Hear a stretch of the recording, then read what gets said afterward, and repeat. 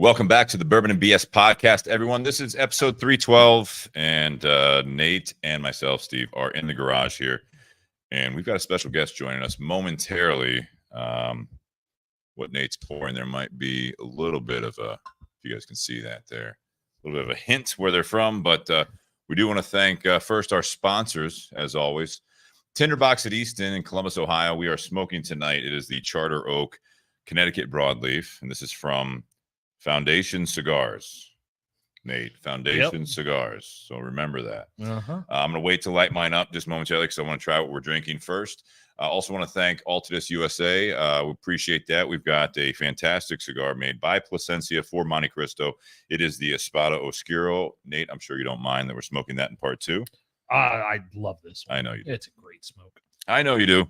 I do as well. Thank you all to this great brands behind us there. Monte Cristo, Romeo y Julieta, H. Upman, Aging Room, along with others. And check out their stuff all over. And also at Tinder Box at Easton in Columbus, Ohio. Also want to thank BS Cigar Company. The gold and silver are available. The gold is made by Plasencia and the silver is made by Espinosa Cigars. And if you guys want some swag, please check out buyjack.com/bourbon and BS. For any of the shirts. I've got the we call it the 2020 shirt of the year. When the world hands you some BS, light it up. That was such a great idea. I know. We drank more when we were at home, so I come up with some slogans. Yes, yep. And some great podcasts. Some good podcasts. Yeah. And also you got the 3/4 sleeve like Nate's got on there, the BS Cigar one. There's also some hoodies that many of us won't need, hopefully soon, but they are on there. Check that out. And also might need it on Sunday. Yeah. Patreon.com/bourbon and BS podcast. If you guys want to contribute to the show, we appreciate the support from everyone. Obviously, it helps us get this thing going. Make sure that we can stream live to you guys every week and enjoy your guys' company on the feed. And also Venmo at Bourbon and BS if you guys want to contribute to pick us a bottle to grab and do with you guys. And obviously share, comment, like, review, and subscribe on all the formats that you enjoy listening to the show. And even when you're listening live on Facebook or YouTube, share the show and get us out there and join the conversation. Hop on in the comments. Without further ado, I want to bring on a returning guest. It's been a while. It has been a little bit. Long while. A couple of years, I want to say, possibly. Yeah. But welcome to the show, Tripp Stimson. How are you? Doing great, gentlemen. Thank you for having me back. It's great to see you all again. Looking forward to tonight. Absolutely. Absolutely. So you guys have been pretty darn busy. Barrell Craft Spirits in general, but Barrell Bourbon, I'm seeing a lot of different stuff out there. Yes, we have been incredibly busy here lately, working on some new products. One of those we're gonna talk about tonight. And have a lot of stuff in the pipeline that hopefully we'll get to talk about in the future. Yeah, absolutely. Love that. All right. So review for people that did not see you, haven't met you, haven't read up on Barrell Bourbon. Your title is on the website. I love it still. What do you do for Barrell Craft Spirits exactly? What would you say you do here? Well, good question. I get accused of drinking for a living, and I guess part of me says guilty as charged, but I think it's a little more than that. I'll talk a little bit more about that, but my title with Barrell Craft Spirits is Chief Whiskey Scientist and Chief of Distillery Operations. And so basically I'm responsible for all things operations and all things blending for the company. So there's a lot of product development that goes into that. There's a lot of ideation that goes into that. And we've got great teams in both of those fields, as well as a great bottling and processing team that help take those ideas from ideation meetings through small blends in the lab all the way up to much larger blends that we're able to bottle for the consumer. And so it's a tall order to get all that stuff together, come up with the ideas, make it happen in the lab, and then take it from a Glencairn glass all the way up to a tank, and then get it put in the bottle for everybody. So a lot of fun. I've definitely done worse things for $1. So Well, We it's all not have. going to that. I got to be honest, because you guys, I see you more and more blowing up and everything like that over the last several years. I mean, you've got basically 2 titles, and you don't have to tell us, but I mean, like, how long are your days at work? I mean, is it a pretty standard work week, or I mean, what are we looking at here to do all that stuff? Because you're right, when you describe it like that, it seems like you got the 2 hats and you've got 2 jobs, but I know you guys have been growing and everything else. So I don't know what kind of a team. I know you have a team behind you there. Yeah, it's it's a lot, and the days tend to bump into each other. So having clear separation is not something that I expect. We have tradition. I mean, we have pretty traditional hours for the most part. Okay. 8-9 hour days sometimes, but just because you're not in the office in the mornings or when you come home at night doesn't mean that the work stops. There's always phone calls and emails and problems or catching up from the day or getting ahead for tomorrow because it's going to be the same thing over again. So it's time management becomes a really important piece of this thing, and just making some time to get outside and do some things you enjoy. Make the rest of it worthwhile. Plus, we love going to work every day. Yeah, sure, it's a lot of work, but anything worth doing is, right. Yeah, right. And so as long as you enjoy what you're doing, and especially if you've got a great team to do it with, is it really work? Yes. I'm sure you have those days that it feels like work. Everybody has those days, but Right. I've also done things that I don't enjoy doing every day. And so I have the perspective from both sides of that equation. No, I get it. So you guys, I feel like, are known for, you have kind of your core series, right? I mean, there's 4 now, 5, is that right? And the kind of the core series, or what do you? So we have our core 4 as we talk about it. We've got our batch bourbon that we release currently twice a year, the Seagrass, the Dovetail, and the Vantage. And then, now with the Barrell Foundation, which is what we're going to be drinking tonight, we've added that into our core. So I guess you could say it's either core 4 plus Foundation or the core 5. I feel at some point you just go 5, right? I mean, yeah. This is something that you've done, though. Interesting enough, it's a little bit of a different project, if I'm not mistaken, from the other ones. It is. Yeah. So traditionally, Barrell Craft Spirits as a company has always put unique blends together, limited releases at cask strength, except for, we've moved into those core products, but even those iterations are all done at cask strength. And so a couple of years ago, we started talking about moving in a different direction for a few reasons, and we'll get into some of those reasons. But what we ended up creating was this new product called Barrell Foundation. And so how is this different from the others? Well, this is actually the first product that we have ever used cut water. So the first product that we've ever reduced the proof from cask strength to something else. And so we chose 100 proof for a couple of reasons. One, this particular blend of products cut to 100 proof drinks like a cask strength product in that it has really great flavor concentration. And so if you didn't know it was at 100 proof, you would think that it's probably a cask strength product, or at least higher than 100 proof as far as the flavor concentration goes. In addition to that, we wanted something that would hold up well in cocktails. And so at 100 proof, that's right around the point where you're gonna get some good structure in cocktails. It's not gonna fall apart, but it's going to receive the other ingredients in the cocktail and actually play a role instead of stealing the show, as I like to describe it. So it becomes a team player at that point.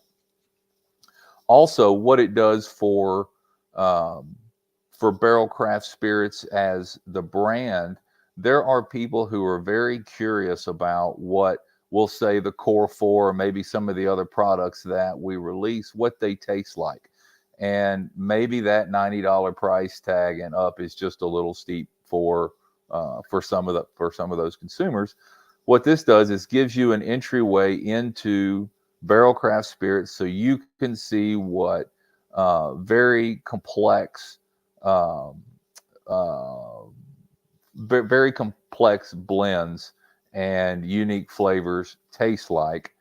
And if you like Foundation, then that helps provide the segue into maybe the batch bourbon or maybe a Vantage, something along those lines, and hopefully builds a rapport with the consumer that says, you know what, the Foundation's good, I want to try something else, and anything else in those other Barrell Craft Spirits bottles is going to be good enough to be there, and so I'm willing to take a chance on that. Yeah.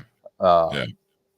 So, you know, that's really what we wanted to do on sort of the forefront of the product. And then what it does for Barrell customers who are already supporters is that it gives them something that they can go to as a daily drinker, or maybe they begin using it in their cocktails, because a lot of times if you spend $90 on a batch product, you may not want to put that into a cocktail. So this allows you to step away from the batch, but also include something from the Barrell family for a neat drink, but also for your cocktails. No, man, I think that's great. I mean, this is a more regularly produced product for you. Is that correct? Or is this kind of like a twice a year release, or what kind of volume, I guess, are you putting Foundation out into the market versus like your single barrel small, but then you have your other releases with the Vantage and the Dovetail and Seagrass? So the Barrell Foundation is going to be a product that is always going to be available. So it will be part of that core, or the evergreen products, as we refer to them as in some cases. It'll be available in all 50 states. If you don't see it yet, please be patient, because it is on the way. Nice. But it's unfortunately, you guys don't get it very quickly. As Nate and I were talking about earlier. I'm used to that. People coming up and be like, "Hey, you guys got this yet?" I'm like, "Guys, the company just announced it last week. It's got to go through the whole state process. Like, I can't just pick up the phone, call up Tripp, and be like, "Hey, can I get a case?" But it is coming, and so it's going to be available.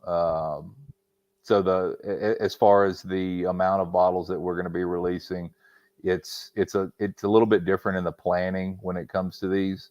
Based on depletions, we'll just make sure that we've got enough on our end so that we can stock you guys back up.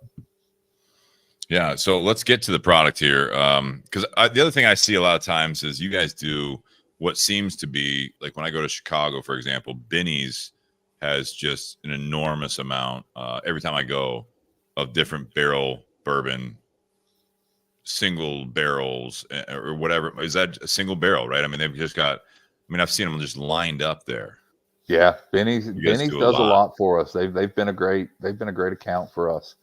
And, so over the years, we have done a lot of what people call a true single barrel, where in our barrel selection process for our blends or some of the other products that we're making, we will actually earmark barrels for specific flavor characteristics and set them aside to be part of the single barrel program. So that's how we originally started doing that. And along the way, we really wanted to do something else, because since we're not distillers and we're a non-distilling producer, what we were doing was just selecting those barrels. But we came up with this process that we turned into a new series for us called the Private Release Series. And that Private Release Series is on that individual barrel scale, but they're all individual blends. So they're individual blends of bourbons or whiskeys or some combination of both of those. And in some cases, those are even finished separately in different types of finishing casks, and then offered to accounts like Benny's as a private release product that they then would buy the entire barrel, much like a single barrel. So they would have that entire stock for their store. That makes sense, because I noticed that they were, I mean, there's a ton of different finishings on the products I saw that were Benny's exclusives when I was there. I think I sent you a video or something. Been several months, but yeah, it's like, holy shit. Yeah, it's crazy amount. So for those that aren't as familiar with the barrel bourbons, you guys are, in my opinion, really well known for utilizing so many different distilleries in different states. And when you make a product like this, even I was just looking over what you guys had sent us, the information, which I believe is on the bottle, like a lot of your, most or all your products possibly, but the blend components in this one, which is, you saying, going to be is it going to stay the same, the blend? Is that the plan here? That's the states will probably stay the same. The years may fluctuate a little bit. Okay. And so there's the reason for that is that there are certain characteristics or certain flavor components that we've earmarked that actually make up this product. And one of the ways we go about putting this blend together is finding those components in the bourbons that we have to use for blending.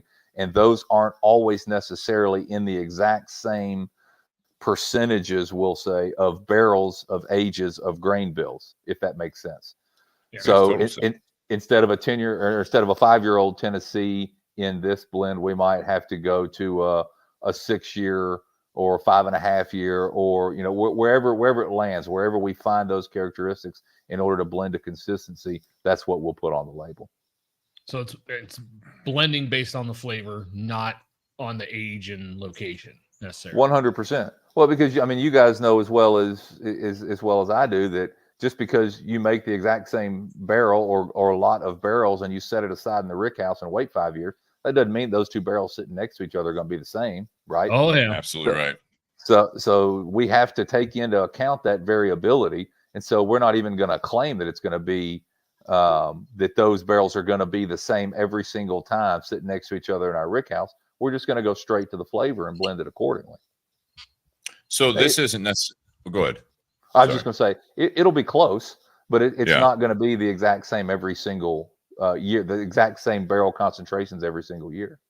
Will you update the label? Is this going to be something where they know, like, because some people really nerd out on that stuff, right? I mean, like, and I know, I mean, you guys, again, I mean, your batches are really well known and how great they are. But I think the last time we spoke with you, it was always about making something different, not trying to make the same product. And on the flip side, you're trying to make a similar product, but you're doing basically batches of this as well. Is that accurate? I mean, so, I mean, like, will we see a batch number on this as well, or is that going to take away from kind of the consistency that you're looking for as far as the marketing side of it? Yeah. So good question. This is not going to be treated as a quote batch. Our traditional batches they're blended to be intentionally different at cask strength. Foundation is going to be blended intentionally for the same flavor profile moving forward, and it will be done as needed based on the need, based on depletions. And so it will be we've got, with our new facility, we've got a ton of blending tanks. We've got 8 new tanks in there, and so we've got plenty of room to be working on multiple projects at any given time. And so whenever we need to put a round of Foundation together, we'll definitely be able to do it. Is that the facility that you guys opened up September? Yes. All right. Because you guys also just recently expanded into the UK, right? We did. Yep. We've expanded into the UK, and we're looking at some other European markets as well. Okay. When you say expanding, are you talking about distribution? Yeah. Yes. Okay. That's fantastic. All right, let's talk about this product here called Foundation. I get the name a little bit, right? That this is kind of like your, not in a negative way, but this is the base product, right? This is going to be your everyday drinker. This is kind of the foundation of the line. Like you said, this is a way to get into barrel bourbons. I assume that's absolutely what the name is behind it, right? That's the choice of Foundation, or is there more meaning behind it that I'm missing? Yeah, I think you could look at it a couple of different ways. The way I like to talk about the name is that this product as a foundation was created using our foundations in blending to create a product that is not cask strength, because everything else we've done at cask strength. So this was our opportunity to show that we can blend products that have high concentrations of flavor, but they don't necessarily have to be at cask strength to have that concentration of flavor. Got it. Now, side question. I think someone said this, but I don't know if this was kind of a joke as well, because he abbreviated Barrel Bourbon Foundation.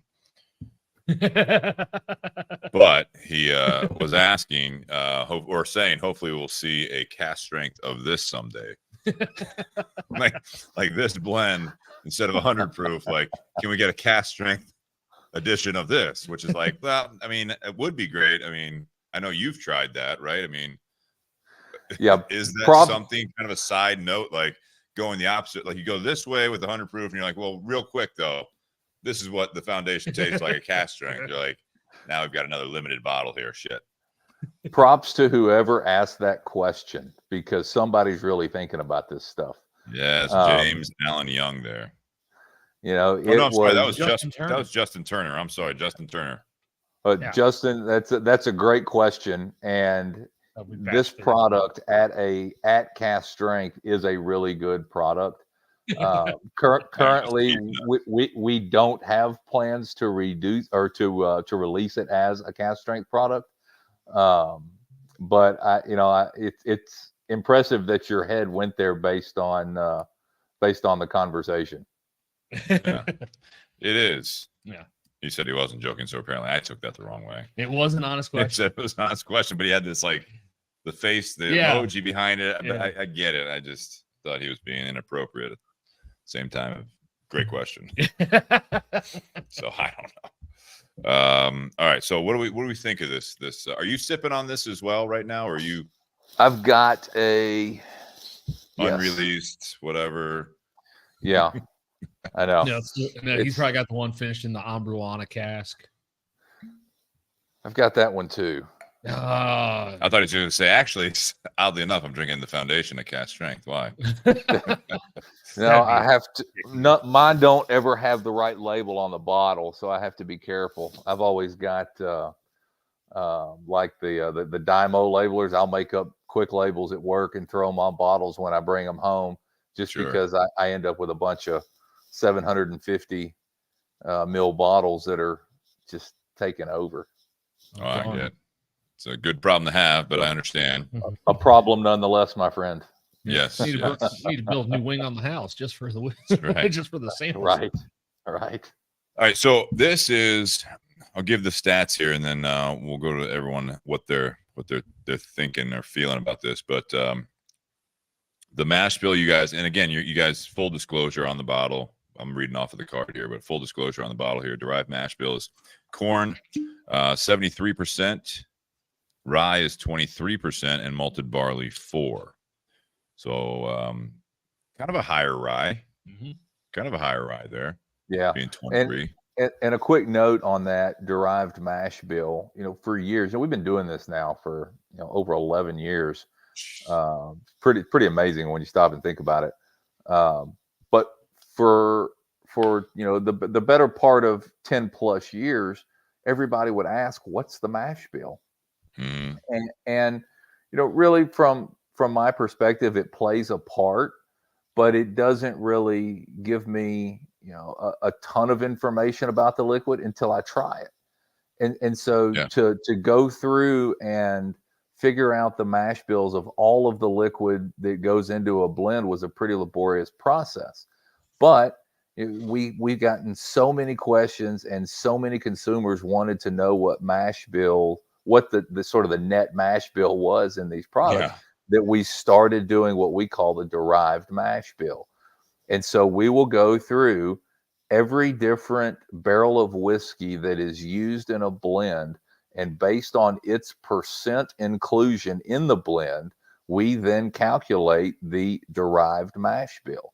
So what you see is a big math problem that we solve so that we can provide that data to the consumer. Sounds like a perfect job for a chief whiskey scientist. Yeah. That's right. Do you have a white lab coat? I wore one of those things for a long time, and it even had my name on it and my title and all that stuff, and the goggles and the whole 9 yards. And so I sort of checked that box off years ago, and so I don't do that anymore. Maybe Halloween it might be fitting, but I don't do it anymore now. Just didn't know if that was like your you're like your superhero costume, like when you're like really like trying to dive into it. You're like, I gotta suit up. That's right. You put it on there, and you're just like, all right, like everyone out. Tripp's serious. He's putting the lab coat on. Might have to make a cameo with it. Watch out for when he pulls out the pocket protector. That's right. Yeah, all right, so serious then. You got 4, and that's a good point. Obviously that when it says derived mash bill, because we have to remember here that we have Kentucky, Indiana, Tennessee, and Maryland all represented here. Kentucky 8 years, Indiana 5. God, my eyes 5, 6, and 9. I know I'm getting old. That's fine. So 5, 6, and 9 years old from Indiana, and then Tennessee you got 6, and then 5 and 6 from Maryland. So that is, and so like different percentages. Is that how it goes into it? Remind us all like how it goes into it. Obviously, are you taking the full barrels and dumping them in, or are you taking percentages of the barrel, or so many gallons, or any measurement to do that? So good question. So the base blend is really created in the lab, and so it's done on a volumetric basis after we've identified all the flavors. So we create the base blend in a small flask that we then taste in Glencairn glasses and get to a point where we're happy with what we're tasting. Once we get to that point, we know how we got there based on volume. Then we'll go and we'll start dumping the barrels in real time and doing that same exercise in the processing space that we were doing in the lab based on a volumetric basis. But at this point, that's right, we're scaling up. But at this point, we're also cautiously scaling up, because we know that just because we're using the same barrels in the processing space that the sample came from in the lab, we're still having to take into consideration the variation from barrel to barrel, like we talked about earlier. So we're sort of feeling our way through what those variations are, scaling up accordingly, and then also pulling samples and tasting along the way, just making sure we don't deviate too far. Sounds easy, which is nice. Yeah, it's a piece of cake. It really is. It doesn't take any time at all, and anybody can do it. You just knock out the bung. That's right. Basement. Knock it over, and there we go. That's right. You got a basement and a bathtub. You're ready to go. Yeah.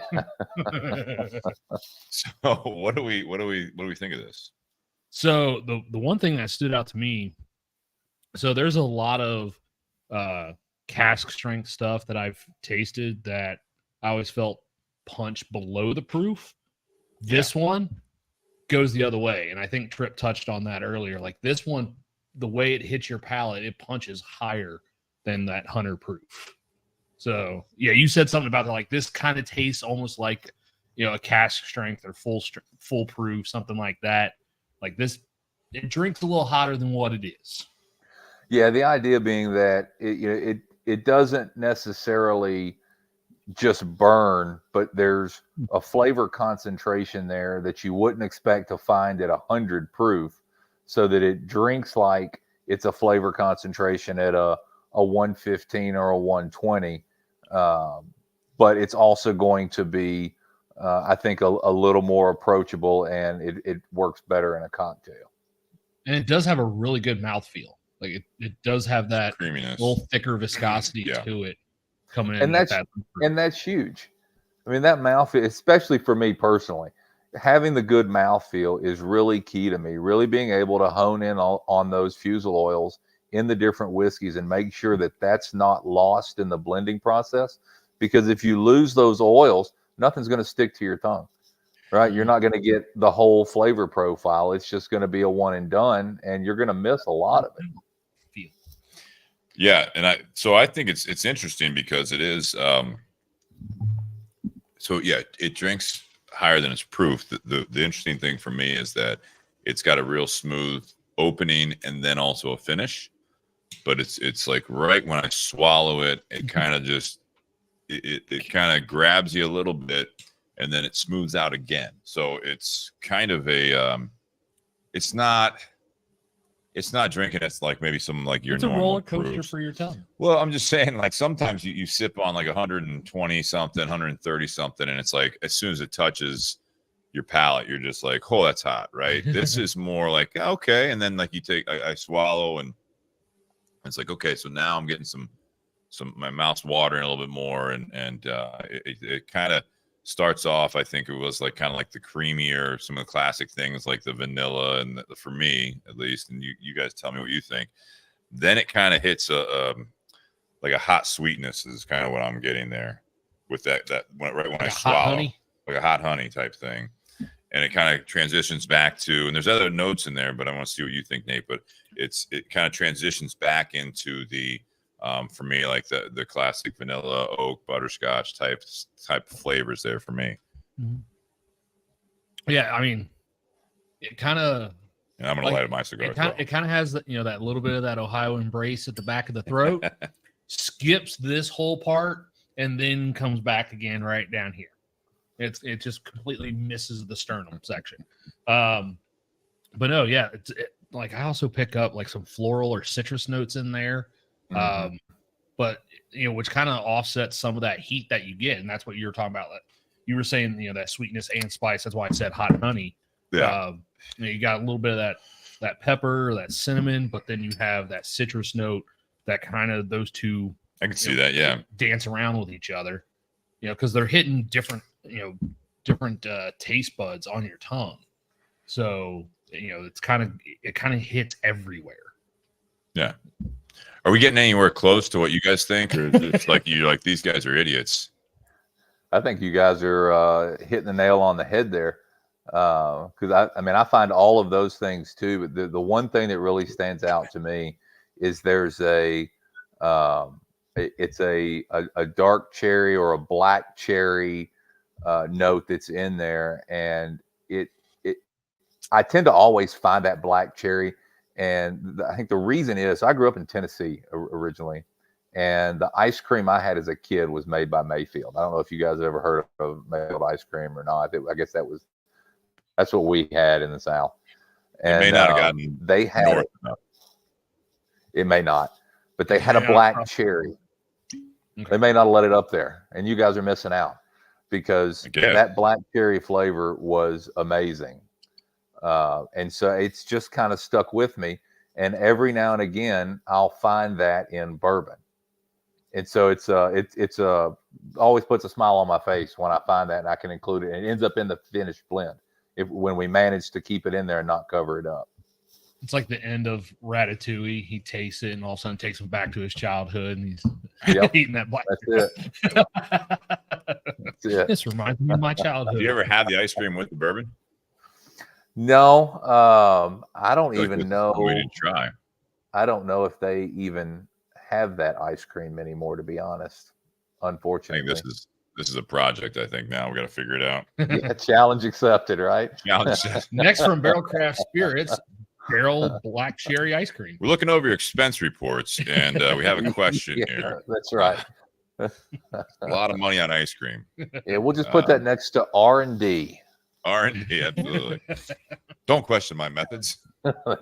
I'm a scientist, goddammit. That's right. Well, I like that. Uh-huh. I know we've talked about it briefly, but your background before getting into the bourbon industry, if you could highlight a little bit on that, why they call you the chief whiskey scientist. So my background is in biochemistry and molecular biology. I spent the first part of my career working in distilleries and working with different yeast strains and doing benchtop chemistry and quality testing and microbiological stability testing on low proof products, and designing and implementing distillery science optimizations, and different types of projects and things of that nature. And then started a consulting company where I took all of that experience and was using that to educate people who wanted to get into this industry and who wanted to build a distillery, and try to provide the real world analysis and paint the real picture of what that looks like, and the difficulties that these people would deal with should they decide to go that direction, and just try to be honest about what they're in for. And so that whole process actually led me to meeting Joe Beatrice, who really wanted to focus on building a brand. And the interesting thing about that is that that's one of the things that I would really try to push my customers toward, was building the brand and not necessarily building the distillery, because you don't really need the distillery to have the brand. There's a whole market out there for anyone who wants to make the investment into bourbon barrels at basically a commodity level, and then blend or create a brand using those products. And as soon as I met Joe, we were very aligned on sort of what that looked like, what the path forward would be. And so we've been doing it now 11 years. It's fantastic. That's fantastic. Did you want to get into this type of position when you were consulting, or did you want to stay in the consulting field and this was just too good to pass up? What was the thought there? That's a really good question. And, as I think back about that, it was very difficult. And when I say consulting, that would have been 12, 13, 14 years ago. So somewhere in that time frame, in those few years. At that point, you have to understand too that a large majority of the consumers believed that you had to own a distillery and you had to make the product yourself to put it in a bottle. And so the market has really, really shifted. The education of the consumer has really gone through the roof since then, because at that point, I'm trying to tell people that you don't have to have a distillery. You can buy a commodity and you can create a brand and grow it into something. And then at some point in that process, your brand's going to take off and you're going to have to invest in infrastructure to support that brand. But the brand is going to be giving you revenue to help you do that. And so you're less money up front. You're not having to go borrow a bunch of money. And just from a financial perspective, it really makes sense. And so I got a lot of pushback against that in the early. People didn't want to do that. Half of them didn't believe it. A lot of them thought it was illegal. And so when I met Joe and he was already at that point, for me, it was the opportunity to go to the next level. And what I mean by that is, in a distillery, you're creating whiskey the exact same way every single time, right? So same yeast strain, same grain, fermentation profiles. You're running the same still. Your maturation is likely the same or very close to the same every single time. And so that whiskey you're getting is going to be the same. And while that's extremely difficult in and of itself, you're only going to get so much complexity out of that. And so for me, the next thing was, where do you go to get more complexity? Where do you go to get more flavor? And that was blending. And many people were not doing that. And a lot of people didn't even know that was an option. So that's something that personally I wanted to do. And the fact that Joe was already at the point where he wanted to focus on growing the brand and not necessarily build a distillery at that point, we were just aligned, in such a special way that the opportunity was just there. And, we definitely jumped on that. I get look at 11 years later. You talk about the education and like some of the misconceptions, like you don't have to own a distillery in order to be able to make a product. I still get people that come into the retail store think bourbon only comes from Kentucky. Yeah. Like there is a lot of education out there, but there's also a lot of miseducation out there as well. Sure. When it comes to this industry. Yeah. But I tell you, there is more honest and educational information out there now than I believe there ever has been. And I also think the consumer is far more curious today than they ever have been in the past. And I think that's great for the industry. Yeah, I agree. You have a lot of those customers of any age group, that like they still have their daily, they still have their core. Like they go into a liquor store and they automatically walk to the same spot in the aisle, grab the same bottle every week, every month, hopefully not every day. But it's always the same thing. But then you have the other side of it where you have a lot of consumers nowadays. And I think it's more younger, but there are some of the older ones, but more younger where they're wanting to try different things every single time they come into a store. Mm-hmm. They're wanting to see what's new. And I think that's also where, it's beneficial for the retailer, whether it be a giant store or some small liquor agency. I think it's the importance of education from the retailer standpoint, to be able to educate customers on what is new and what's out there. And you don't have to know everything about every brand that's on the shelf. But if you want to sell something that's on the shelf, like you got to know at least something to entice and intrigue the customer. I wish that was so true. I mean, it is in like where you work and other places, but there's plenty of, especially like in Ohio, being it's a state-run liquor agency. And so, I mean, I feel as though some of the people that are working in the liquor store, there's one person at the cashier and that's it. They're a cashier. Yeah. That's all they are. Some of them, like when the person that's the buyer or whatever, or the one that, puts the orders in. Yeah.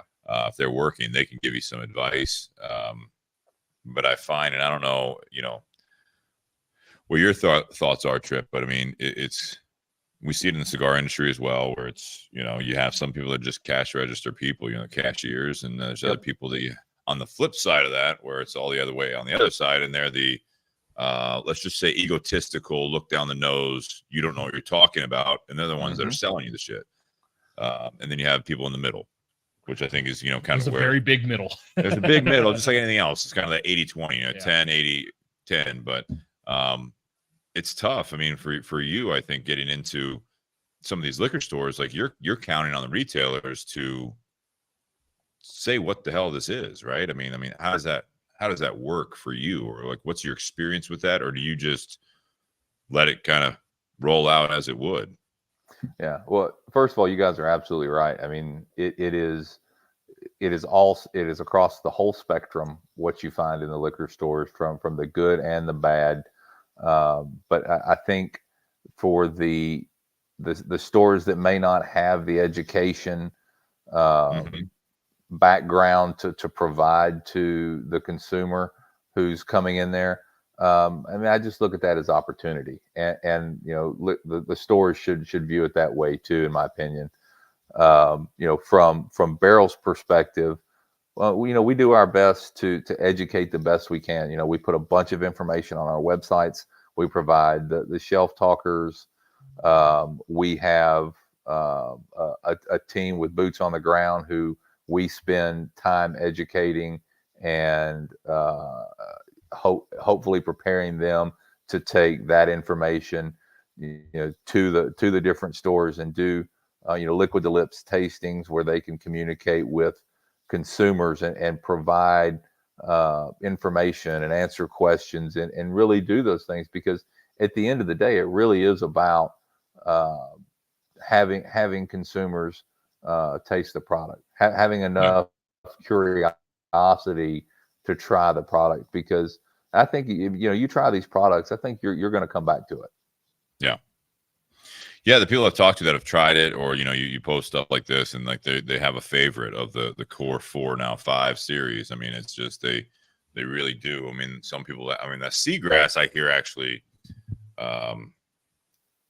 seagrass, for whatever reason, that's the one that I hear more comments on. I don't know if you from from your perspective, I'm not saying to anyone that like you have to try one over the other. I mean, I love Dovetail. I love Vantage. I've had the opportunity to enjoy Seagrass as well, and also several of the batches. Now the Foundation, but it's Seagrass seems to stand out. I don't know if it's the name, if it's the product. I don't know what it is exactly. You know, Seagrass was a pretty amazing product the way it turned out, and I'll tell you a quick story about that. Typically, when we have conversations about products, you know, we have somewhat of a plan. You know, we have these blue sky meetings where we talk about different ideas of, you know, blends of whiskeys or finishing casks or, you know, whatever. You know, we just throw stuff against the wall and see what we like, see what we don't like, what's feasible, and we go through that whole process. Well, with Seagrass, I'm in the lab one day, and you know, Joe just goes walking by. I can see him in the window as he's coming by the lab, and he just cracks open the door, and he goes, "Hey, the next product, Seagrass. It's going to be a rye. Find something to put in the bottle," and leaves.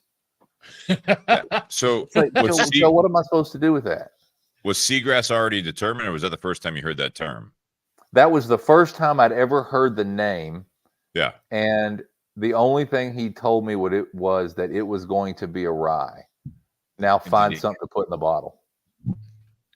Seagrass rye bottle. Did he have like That's an epiphany or like wake up? And I'm in the middle of doing something else. So I had to hit him on the head or something. Yeah. So it was pretty crazy. So there had to be obviously follow-up conversations. I'm thinking, first of all, where do you get the name Seagrass? Yeah, what the hell was that? Yeah. So it was, you know, the Seagrass being a rye sort of made sense. You know, there's some beach references in there. Some of the finishes and the flavors really worked real well together. And I don't know if it's just subliminal messaging that, you know, I've thought about this so much that when I taste Seagrass, I sort of set the stage for myself. But I really, truly do feel like when I taste Seagrass that I am sitting on a beach somewhere. Wow. And maybe that's just me, because I think about this stuff all the time, but it feels like, I mean, it is that kind of drink. I feel like I'm sitting in the sand, and you've got the grass in the sand blowing, and you've got the waves out there. I mean, the whole experience. I mean, that's where I am when I drink Seagrass. Yeah. And then there's the Seagrass Gray Label, which just takes that and cranks it to about 20. Yeah. Because that's 16-year and 133.34 proof. Yeah, that older whiskey held those finishes pretty amazingly. I mean, that was a fantastic iteration of Seagrass. Yeah, but I mean, to get a rye cast strength at 133. Yeah. That, I mean, we know some companies out there that do, you know, barrel proof ryes in there in like that 107 to 115 range. So to get something like that at 133 is insane. And it be palatable, so that you could actually drink it. Yes, it doesn't incinerate your palate. That's right. Yeah. Because that's the one. It's finished in Martinique rum, Madeira, and apricot brandy barrels. Mm-hmm. Are you a fan? Yeah. You just memorize things. Yes. Both. Yes. Both. No, that's great. I think this product is a nice one. I mean, this is something that for all intents and purposes, I think, you know, you guys really did hit a nice home run here, because what's the MSRP of this? That's what I was thinking. I was like, we didn't talk about that yet. It's a $55 price point. Yeah. So it's about $30-$40 cheaper than the core. So yeah, that's I see why it's, you know, that gateway into the rest of the lineup. Because and that's one of the things, you know, that I have heard before. It's like there's a lot of people out there, you know, all the other barrel stuff, it starts out, at least in Ohio, the stuff that Ohio carries, it starts out at that $85 price point and goes up from there. Mm-hmm. There are some consumers out there that they have no problem dropping that on a bottle. Then there's a lot of customers that are like, it's a little bit outside what I want to spend or what I like to spend. Like, it's got to be something really special. So it's like, okay, That's fair. That's a fair, everyone's got their own budgets. It's like, okay, is 50, 55 in your price range? Like, yeah, I can do that. And like, okay, try this and then treat yourself and come back and try one of the others. I mean, go ahead. Go ahead. No, after you, please. So really with Foundation, what it does, it gives us the opportunity to, earn the loyalty of a customer who's never tried our products before. And it's a much lower risk to the consumer at $55 than, say a batch bourbon would be at the $89 price point. No, it is. And it's also more like, to your point, it's more palatable with being at the 100 proof, right? Not necessarily saying the cask strengths are that way, but or contrary to that, but it's the simple fact that at $55, you're at the average price point in that kind of, I think, abroad, $40 to $60 is your average price point for, I think, an everyday drinker anymore. Now, granted, I still love like a good Old Forester 100. Everyone, like as a daily drinker that I'm not worried about. I know it's going to be on the shelf when I go back there. But I mean, for the $40 to $60 range, call it just $50 range. If you know this is going to be at your liquor store based on what your guys' supply is, you don't feel necessarily bad putting it in a cocktail like it says on there, or sipping on it, sharing it, and all that stuff. But there are a lot of people, I think there's a lot of a big demographic there that, yeah, you drop $90 on a bottle, like you're going to share it, which is what it's for. But when that gets depleted, you're like, am I really going to go? Do I need to go spend $90 on to get a new bottle and replenish my bar with that one? Or am I going to start looking what else is around the $100 price point, $80 to $100 price point? You know what I mean? I think that opens you up to a different one. If you have a favorite, like I said, Seagrass, love all of them. But I mean, that again, that one really stands out just because I think I hear that name more often. But I think at the average price point, it's not only is it maybe easier to drink for some people, but that price tag is easier to drink than it's easier to swallow. Yeah, it's easier to take in and say, all right, I hey, I'm heading to the liquor store. What else? What do I need? Oh, I finished my Foundation bottle. Let me go grab another one of those. I mean, I think that's just kind of where you're at with that. Yeah. So yeah, I like it. Let's talk, if you don't mind, real quick before we leave you. And we'll talk more about it after maybe we let you go here. But we decided to smoke. This is a Charter Oak. This is from a company called Foundation Cigar Company. So we thought that was very fitting. Very fitting. This is also, the Charter Oak is going to be their more budget-friendly cigar. So this cigar is coming in around that $7 to $9 range, which is below average. That's right.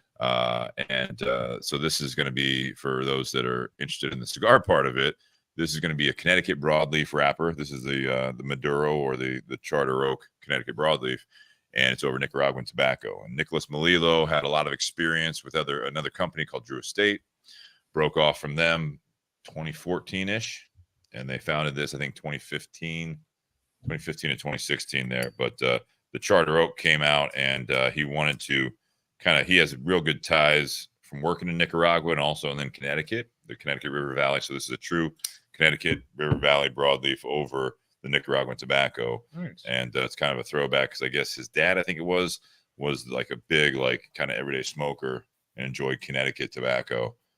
So that's kind of we thought it was fitting to do a cigar that was not only called Foundation, much like this offering from you guys, but also this is one of his more budget-friendly cigars.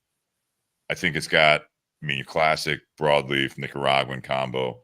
I think this is going to be, unlike the bourbon, this is not for everyone because it's going to be very hearty. Mm-hmm. And when you say hearty, I mean, this is going to have, so this is going to have a little bit of that, the woodiness, almost like, not campfire like a KFC from Drew Estate, but it's kind of like I'm sitting outdoors. It kind of, honestly, smoking the cigar is kind of an experience for me that it's, you're not necessarily, not talk down about the Foundation from Barrell here, but you're not necessarily drinking top shelf. You know what I mean? You're hanging out with the guys, you're sitting around a fire and you're smoking a cigar, and it's just very, when I say hearty, it's not like knock your socks off full. I just think that it's just got some oomph to it. It does. And I think that it kind of has a when I say that woodiness, almost like it kind of has that clean finish. Okay. Like it really kind of finishes very quickly. Kind of like a cedar where it's that really sharp, clean, crisp. Yes. What do you think of the cigar? No, I like it. I definitely think this is more that everyday type smoke.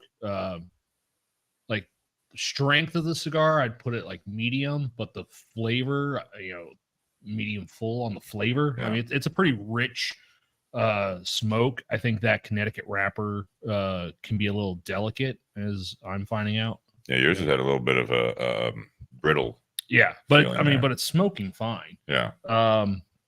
But yeah, it does definitely have that woodiness, and it just has a little touch of spice from that Nicaraguan tobacco that's underneath there. Yeah. Not as much as I was expecting, given that everything outside that wrapper is Nicaraguan. I was expecting just a little bit more kick to it, but no, it's a good after dinner cigar. Especially if you plan on smoking more than one cigar after dinner, like this is a good one to start out with, because you don't necessarily want to go the heaviest right out of the gate, because then you're not going to taste anything else. Yeah. No, it's just an interesting project from them. I thought it was very fitting to this. Before, like I said, Tripp, before we let you go here, because I know you're a busy man, what else are we expecting? I guess what should people know coming from Barrell Craft Spirits, specifically the Barrell Bourbon stuff here? Obviously, this is still rolling out according to what you're saying and what we're seeing in Ohio, but this Barrell Foundation here is starting to it's still on the rollout. Is that correct? Yeah. So Foundation is on its way to all 50 states and hopefully to a liquor store near you. In the future, we've got all kinds of projects we're working on. Most recently, we have our second cask finish series release that we just finished bottling that will be hitting shelves in early May. That's the Mizunara finish, which is the Japanese oak.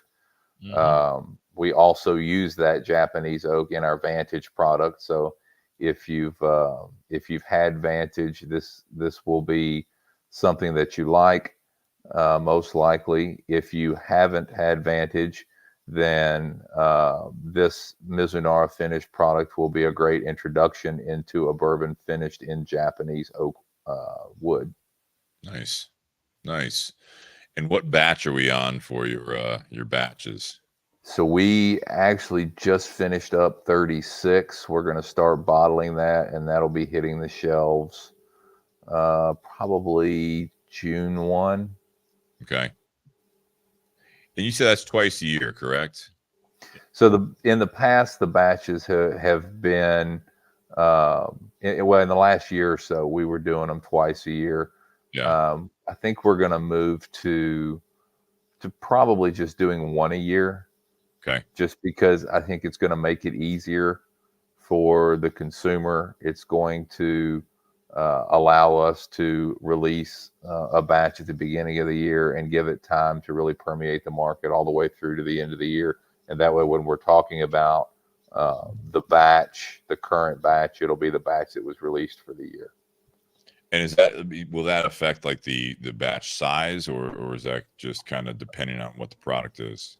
Potentially. I mean, I think they'll end up being a little bit bigger. Yeah. Well, I know at our store at one point we had 34 and 35 right next to each other on the shelf.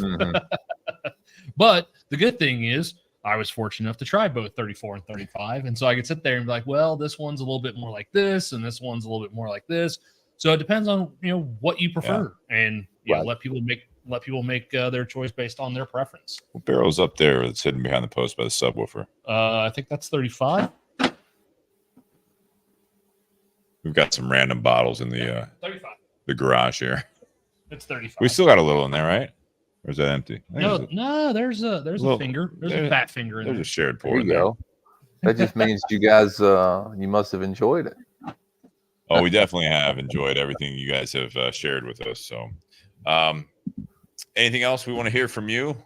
How do you stack up? Because we normally do the ratings. There's a little bit to sit. Oh wow, look at there, taster. the foundation, when you do this, we do the ratings at the end of the episode here as far as part one, and normally we'll do it's out of 10. We do a rating on the whiskey, the cigar, and also the pairing. But I mean, for you, it kind of put you on the spot a little bit before we let you go here, is that for the foundation, your everyday, I guess I'm calling it, again, not in a negative way, but like your base product, this is your everyday product. Where does that rate for you? Oh, wow, definitely putting me on the spot, rating my own products. He's gonna click. He's like, "Oh, we lost Tripp." We do it to everybody. We do it to everybody.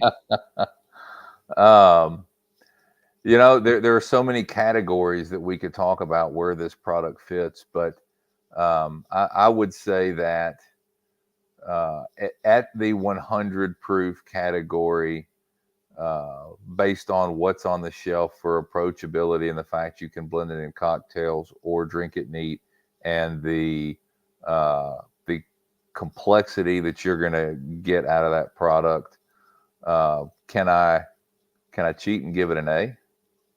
An A? An A? Cool. A, yeah, or maybe we'll do a I know it's 1 through 10. We'll do a 9.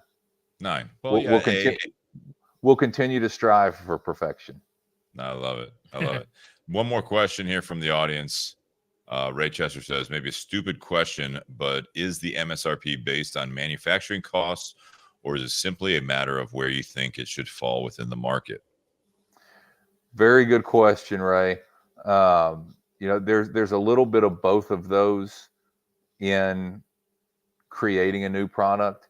I think there's a couple different schools of thought about how you approach it, but your target audience is definitely one of those. Where you fit on the shelf is definitely going to be one of those, who the competitors are. But also, you know, you really have to have an idea of where you're going to fit in those first two before you can figure out what the liquid's going to be to fit in that category. Because there is an economic component to this, where you're going to have to go out and find barrels. You're going to have to process and bottle, and all that material is going to cost money. And so, you know, there is a component of figuring out, you know, your costs, how much money you make, and still fitting into the first two categories of who's your consumer that you're targeting and how you're going to fit on the shelf. It's fair. So sometimes the price comes first as far as a project, and sometimes you have a project and then you got to figure out what the price will be based on all those factors. It can go, you can do it either way. I think it really depends on, you know, what the goal of the blender or the production folks or I guess the marketing really would decide what they're trying to target if there's a certain space. Makes sense. Mm-hmm. Yeah, it depends on the project, right? Mm-hmm. What you're trying to do. Yeah. Your boss comes in and tells you what the name and the that's right. The base the base idea is, gives you a name and says rye, and you're like, got it. You got it, boss. Yeah. End of the day. I'll have it by the end of the day. You got it. It's coming. Got my best team on it. No problem, boss. Yeah. He's dreading the day his boss walks by and goes, "Hey, I want you to do a 12-year bourbon and keep it around $30." Like, what the hell? Yeah. Like, get out of here. Impossible. Unless you want to lose money. It will not work. Yeah. I want you to make a bestseller, and we're going to name it "You'll Be Sorry." And then we'll just give away. We'll give it all away. We won't make $1, and it'll only happen once. Yeah. You won't have enough money to do it again. That's right. All right, Tripp, we'll let you go here. Thank you so much. Thank you very, very much. Gentlemen, great to see you again. Thanks for having me. Always enjoy it, and hopefully we do it again soon. Looking forward to it. Thank you very much. All right. See you guys. Cheers. Cheers. Well, that was awesome. Yeah. That was awesome. Just trying to respect his time, obviously. You know, I mean, we can go on for days about this. So yeah. Kept it right at an hour 5. That was the idea here. So we appreciate Tripp and obviously Barrell Craft Spirits and Barrell Bourbon for contributing the bottle and everything like that. But let's get into our ratings. Okay. Round out part 1 here. So on So on the Barrell Foundation, I'm going to go 8.5. This actually was, because I was thinking about it on my way here, because I hadn't had this before. And we've been sitting on the bottle. We've had it for months. Yeah, we've had it. We've had it here in the studio for a while, because it was donated to us to do on the show. And then one of us had the idea of like, hey, we should do it with a cigar from Foundation. Yeah. And it was after we had already done the previous episode. We're like, shit. That would have been good. We had like, what was it, the COO? Or what? I forget his name. Or whoever we had last on from Barrell. Yeah. We had them on. Or hell, it could have been Lindsay. We had Lindsay on, who I think is not with him any longer. Oh. I think she's moved on. My bad. No, it's fine. I think I may be mistaken. Yeah, we had this, we had this bottle, and we were sitting there thinking, like, it was after the fact. We're like, oh, we could have done this with this cigar. And it's like, well, we'll shelve that for next time. We were fortunate enough to have a couple of bottles from Barrel Bourbon. Yeah, they sent us both of these at the same time. So we focused on the one, and then this was the one. And then I contacted Aaron, our contact, and said, hey, man, like, we still haven't done the Foundation. He said, oh crap, let's get someone on there. So, but yeah. So go ahead. I was thinking about it on my way over here tonight, because I really enjoy the other Barrell Craft products. Mm-hmm. I really do. I have my favorites in there. And so this one, knowing that it was their attempt to do an everyday product, coming in at a lower price point at 100 proof instead of the cask strength that we're used to from all of them. And the finishings. Yes, and the different finishings. The Tale of Two Islands, the Ambruana cask. Like, I was actually on my way here thinking in my head it was going to be at a certain range. Like, I thought going into this I was going to rate it a certain number, just based on everything else. I actually like this more than I thought I would. I honestly do. Why were you so hesitant? Because of everything else from them I've had before. Most of them, most of their stuff, I'm in like that 9 or higher range, because I just really like it. This one, not cask strength. Minimum age statement on this one is 5, because they have to put the minimum age statement. So this is a blend of 5 to 9 year. Correct. So a little bit lower in age compared to some of their stuff. And you almost have that fear, that worry that here's a company that does limited releases. They do the Barrell Bourbon batches twice a year, going forward maybe only once a year. So you're like, okay, well, here's now an everyday offering. So you almost expect them to like cut corners or put out a lower quality product in order to hit that price point. I can see where you're coming from with that. I mean, it's like if a company makes, $15 and $20 cigars, and all of a sudden they're like, hey, we're going to do a $5 cigar. So think about it, even like, and I'm not trying to interrupt necessarily with that, but it's like, think about that when you're proofing it down, you get more product. Yes. So right there, you have a cost savings, right? If you're not throwing in, so 8 years was right. The max was 8 or 9. 9 years was the max. And again, we don't know. The thing what Tripp was saying is that they give you the blend components. They give you the dry mash bill, but they don't tell you how much was the 9 year, how much was the 5 year, and in between. They don't do the mash bill of each individual component. They don't give you percentages of each of the. Yeah, exactly. Yes. So, so I can see where you're going, but I mean, just from the sheer get go, maybe you're not using as much of a higher aged product, which is what they've told us in the past as well. Like, some of their stuff in the past has had like 14, 15, 16 year. But it's, it maybe makes up 10, 15% or so of the overall product. All right. I was just kind of chiming in there. I'm listening to you, and I'm thinking like, well, that is a way that you can keep the price down. It's like, first of all, proof it down. Yes. Now all of a sudden you have more product to put out, Yes. So anyways, go ahead. So my expectations for this were a little on the lower side. Like, I was initially thinking it was probably going to come in at a 7. After trying it, like, it's glad I took Tripp off of it. No, it's definitely better than a 7. Like I said, I give it an 8.5. I really like the flavor. I like the fact that that spice doesn't hit you until part of the finish. Like, you still get those nice sweeter notes and floral and citrus. You still get all that stuff up front, but then even the spice that is there, and like I said earlier, I think it punches a little bit above its proof. It's still not obscene. It's not offensive to your palate. Okay. So I like it. You gave it an 8? 8.5. 8.5. 8.5. Cigar. And we haven't been smoking a whole lot. Have you smoked this cigar before? Probably right after the Tinder Box first got it in. And look at, just for reference, because yours is, I know you're going to say something about construction, but just as a reference. Yeah, I mean, yeah. So, and I know blame that the guy that gave it to you. Yeah. Give me the dried out one. No. But no, I mean, like, same box. I know. Even though mine's had a couple cracks in it, like it hasn't had any burn issues.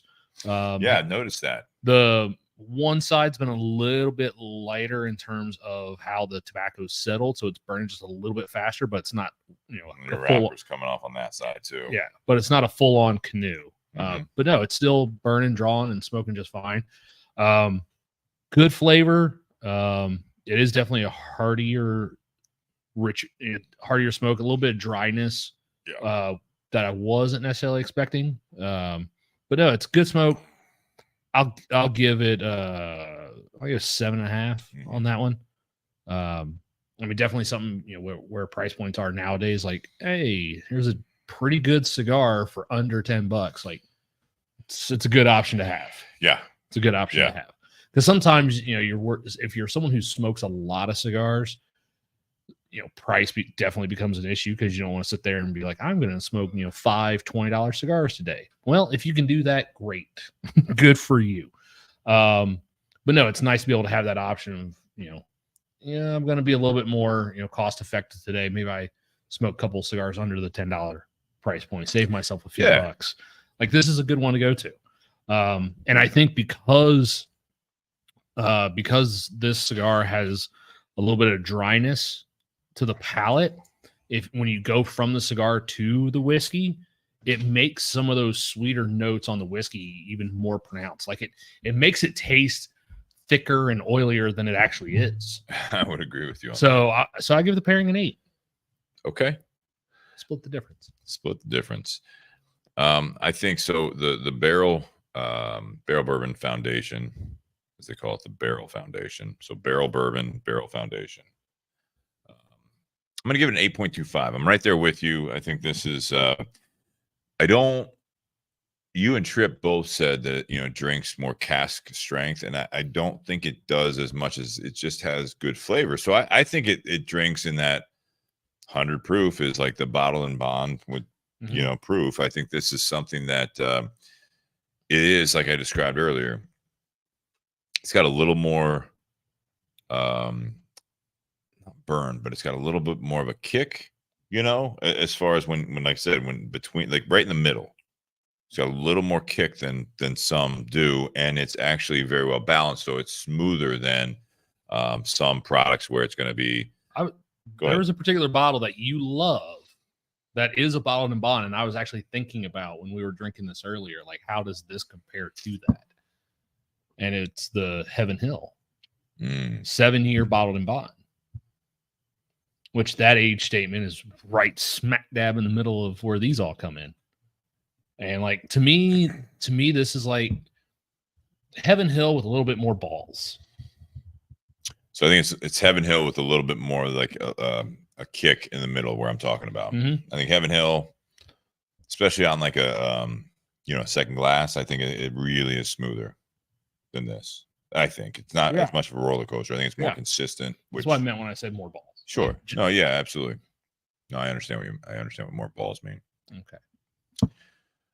The cigar. So I like this cigar for an everyday smoke, being around that $7-ish price point, depending on what size you're getting. It's a solid smoke. You're not expecting, in my opinion, you're not expecting the smoothest or most aged tobacco. I don't know what the age is on the tobacco, but I'm going to give this cigar, I'll stick with the 0.25 decimals. Too bad Jonathan Herring's not listening tonight, but I'll give 7.25 on this. I think, and Sean Anderson would usually play that game. Drinks. But, yeah. It's what it's what I expect from a broadleaf from Nicholas Melillo with his experience and what he's doing here. This reminds me of, so being a Connecticut broadleaf on top of Nicaraguan, this is the equivalent, in my opinion, with Nicaraguan tobacco of, like, say, a Fuente broadleaf, like a Maduro 858. This is kind of like real cut and dry, like you're smoking it. It's enjoyable. It's not going to blow your socks off. I don't think it's very complex, in my opinion, in a sense that it's pretty straightforward. It's like kind of a one note. So I'm not saying it's not complex, like it tastes good. I'm saying that there's more of like just one note. Yep. And it's same start, same finish. way. Yep. It's consistent. So if you like it, great. If you don't like it, you're not going to smoke it again. But he also has Connecticut Shade in the Charter Oak. Oh, yeah. And I believe there's a Habano, maybe another one, but I think there's a Habano.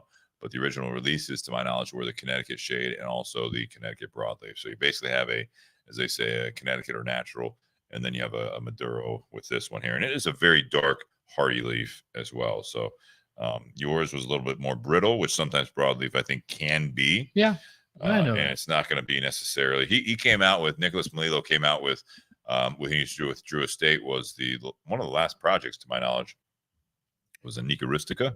Oh. This, I think, you still have the billowing smoke coming off of there, but not quite what the Nica Rustica had. Yeah, the Nica Rustica has the smoke billows off of that, kind of comparable to how a Liga does, I think. And I think that was intentional. Yes. Yeah, absolutely. And I don't know if that's a fermentation process or what it is, but I think also, though, the Nica Rustica is a little harsher. Yeah. Than this. Like, that's why I tell people, like, it's a rustic cigar. Like, that's kind of. So for the pairing, so I said, 8.25, 7.25. I'm going to go kind of right in the middle, 8. A little more leaning towards that, but I think it's an 8 pairing. I'm right in the middle. You're looking for more decimals. I was looking for 7.75. I was looking for you to be a quarter of a point below me on everything. No. I think the pairing's it's not bad. Like I described the cigar a little bit. I think this is a nice pairing to sit around a fire with this bottle. Again, 55 MSRP. You're not talking about a budget bottle here, but compared to the rest of the Barrell bourbon, it is. And so $30 cheaper than where everything else starts out. Yeah. So with having that bottle and bring out some of the Connecticut Broadleaf Charter Oaks, I think you got a nice little pairing for sitting around a fire pit or fire table like I have, but sitting around patio, bring your bottle, bring some cigars. I think you got a decent pairing. Yeah, I agree. No one's going to be unhappy, I think. I agree. So that being said, guys, thank you very much. Cheers to part 1. Next week, and we're going to do part 2 here, but next week we will not be having a show. I think, Nate, you're probably going to have one of your maybe a kind of an open room there if we can do it. But if not, enjoy your week off. If you don't do anything on Wednesday, I'll be out of the country, so not going to do it. Enjoy your vacation. Thank you very much. And guys, happy Whiskey Wednesday. Stay tuned. We're going to do part 2 here momentarily.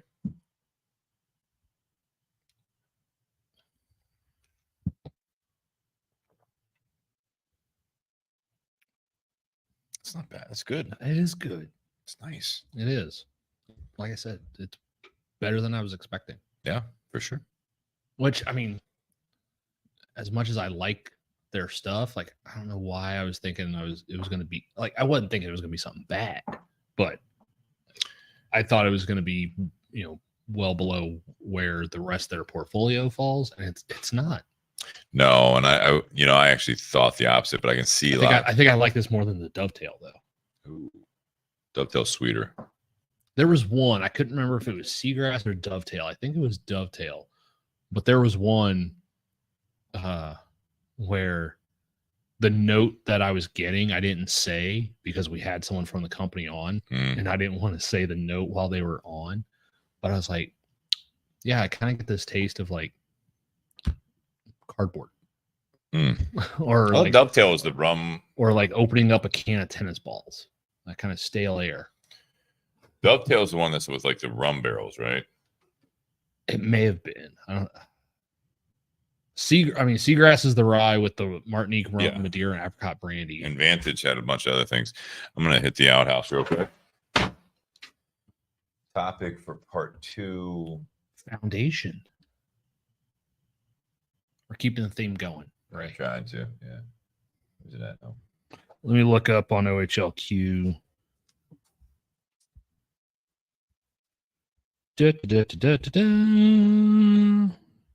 Barrel Dovetail. Cask strength whiskeys finished separately in rum, port, and Dunn Vineyard Cabernet Sauvignon barrels. Oh, and that one's 80 in Ohio. All right.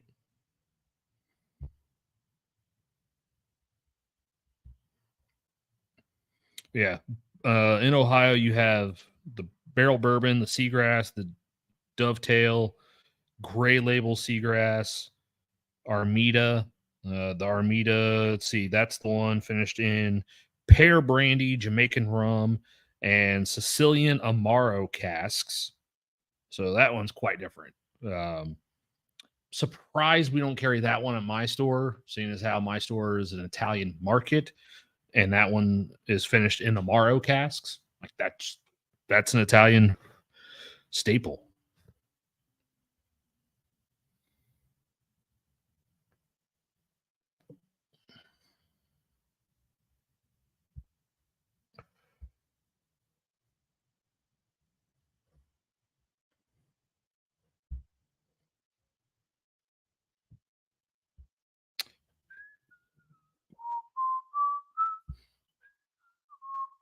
Good on temperature. You want to close this a little bit?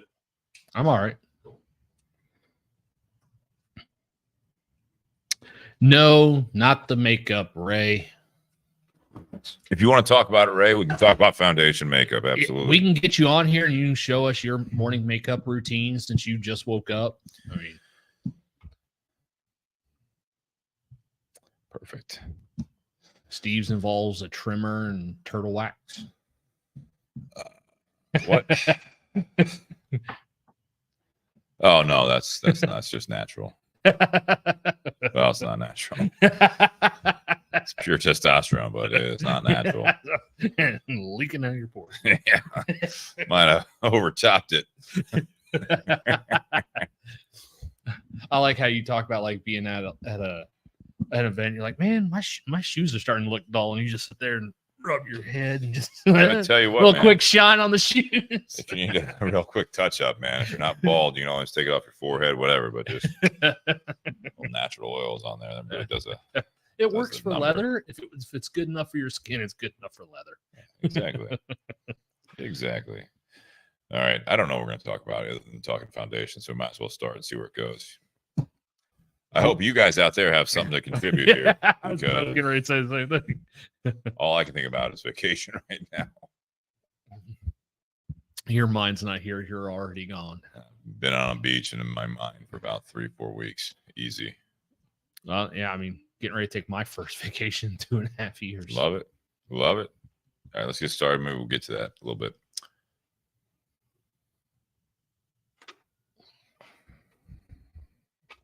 Kristen says, what is happening? We're in between episodes. We're in between part 1 and part 2. Yeah. It's the intermission.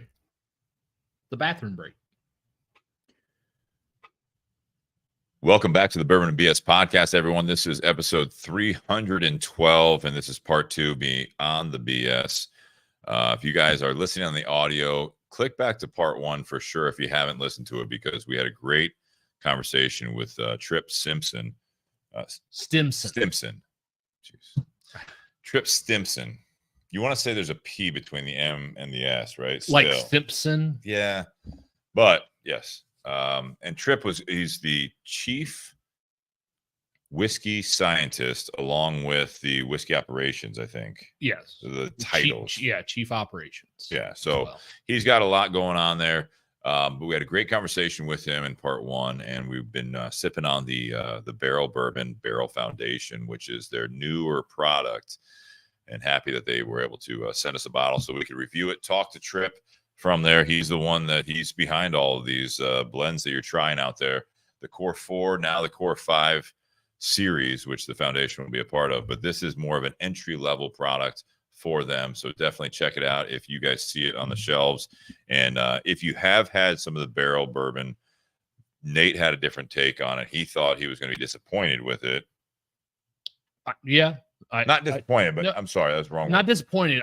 I thought it was just going to fall too far below everything else from them. It wouldn't stack up to what you've had from them. So, yeah, definitely check it out if you guys have not had barrel bourbon. This is one to dip your toe in it without as much of a cost to it, because this one comes in at $55. And then there's going to be everything else starts at what you said. It used to be 79. Well, 85. 80. So I looked it up. Dovetail's 80, and then the bourbon and some of the other ones, those are $84.99 in Ohio. And then go up from there. Yeah, the Seagrass Gray Label is $150. Yeah. So definitely check them out. We appreciate that. I'm still smoking the Charter Oak, as are you. This is going to be the Charter Oak Broadleaf and some Maduro, but that was the feature cigar. Appreciate Tinder Box at Easton getting it out to us.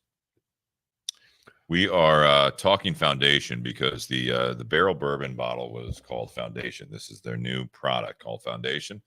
So Nate and I had the idea of smoking something from Foundation Cigars. Yeah. Which then leads into part 2, and it's talking Foundation. What that means, I have no idea. No, I think that having a strong base is always important. Foundation in anything, whether it be like obviously a building or a product, a project, a relationship, anything that you're doing. I think a strong foundation is obviously important when it's literal, but also from a metaphor or figurative standpoint. I think this is something that obviously you need a strong foundation or everything's going to crumble, right? Was the foolish man who built his house upon sand. That's it. Sand is not that solid unless it's glass, and even then. No, I think talking Foundation. I think for me, just to kind of intro this, and want to hear from you guys out there on the live feed. If you guys have any comments, we'll be looking at those. But no, I think there's a lot of reasons that things will succeed, and there's a lot of reasons that things will fail. And I mean, I know this sounds oversimplified, but it does really go back a lot of times to the foundation of whatever that might be, whether it be a relationship, whether it be your career, whether it be your work ethic is great if you really are putting it in. But if you don't start with a good foundation, you're working on top of that, metaphorical sand, right? I mean, this is something that you can work your ass off. You can work for a company, and their foundation, their core ethics or their mission statement is simply just words, and it's not actions. I don't think you're really going to have a whole lot of success there, right? If you go into work every day and it's like, I feel like you say this, but like that's not what is being executed. That's not what's being projected. You're projecting this, and then the actual day-to-day stuff is not that true foundation. So you're kind of like half-hearted there. We're gonna like put up. I worked for a company. I was like, we're gonna put it on the wall. This is our mission statement. This is our core values, and it's like in every position in that company in over a decade. And I'm like, I feel like what we're saying and what we're reading up on that wall is not really what we're doing here. Yeah. Well, I know when I was at AEP, there was a leadership thing that they tried to get as many employees in the company to go through as possible. It's called Power Up and Lead. And there were a lot of great things in that. And there were a lot of great discussions and takeaways. And, I would see coworkers, with either the little plaques or the emotion card or whatever on their desks or by their workstation. And, they would try and keep that as a reminder. And then as time would go on, like the principles that they learned in that just seemed to go away. And, so I remember having a conversation with my last manager, and I was like, did you go through Power Up and Lean? Yeah. Okay. You did. Remember when they talked about this? Like that's something that still to this day in my new career, I've taken in, that's something that still stands out to me, was this one particular issue. And I'm like, why has that been lost? Like, why do we go away from that? Because things were better when everyone was adhering to those principles and those standards. And then It seemed like everyone just went through it to go through the motion and check it off their box, and then slid back into doing what they'd always done before. Yeah. Or doing things their own way. Yeah. With something like that, the foundation of that company or the mission statement, power up and lead. Yeah. It's something where you can have a strong foundation, but obviously you have to build upon that and continue to live by that type of a motto or mission statement or whatever the foundation might be. Like, this is what we want to do. I mean, obviously you can adapt as you go forward. Well, you have to adapt because, I mean, times change, society changes, things change. You always have to be able to adapt, but the core, I think, has to remain there. Yeah, it does. I think, and Ray's bringing up some interesting points here as well. I'll get to those here I appreciate you chiming in there, but there's one thing you say, do what you say. And it's something that if you have those statements out there, or you have the core beliefs or whatever you might be, call it the foundation of what they're doing. If you don't live by it, then it's just kind of all an act, right? Your words are hollow. Your words are hollow. Your actions speak louder than words. All of those sayings, I just don't see it being something that there's a reason that it's not going to be consistent, because you're not living off of your own core values because you just choose that today those don't fit for me. Ray, you bring up got a couple there at the end. I know it's the last couple because I saw there's some. There you go. Yeah. A stronger foundation can also be restricting. So with that, he also says people get hung up on their foundations. So he's taking the foundations as, I get where he's going here. Yeah. Friends, family, places, etc., and are unable to move because of it. What do you think about that? Well, and I don't know if he means move metaphorically, like your feet are in cinder blocks, or like, well, because Ray's the kind of person that with the kind of career that he's had, he's lived, in the UK, in the US, in Mexico, in China, Vietnam. Like he's been around the world. He's got kids. His kids live elsewhere. But there are some people. I'm trying to remember the exact statistic, but I think it's something along the line of 75% of people in the U.S. live within 50 miles of their childhood home. And I knew a lot of people that they left and went elsewhere after college or after whatever, and they moved back. I know a lot that didn't.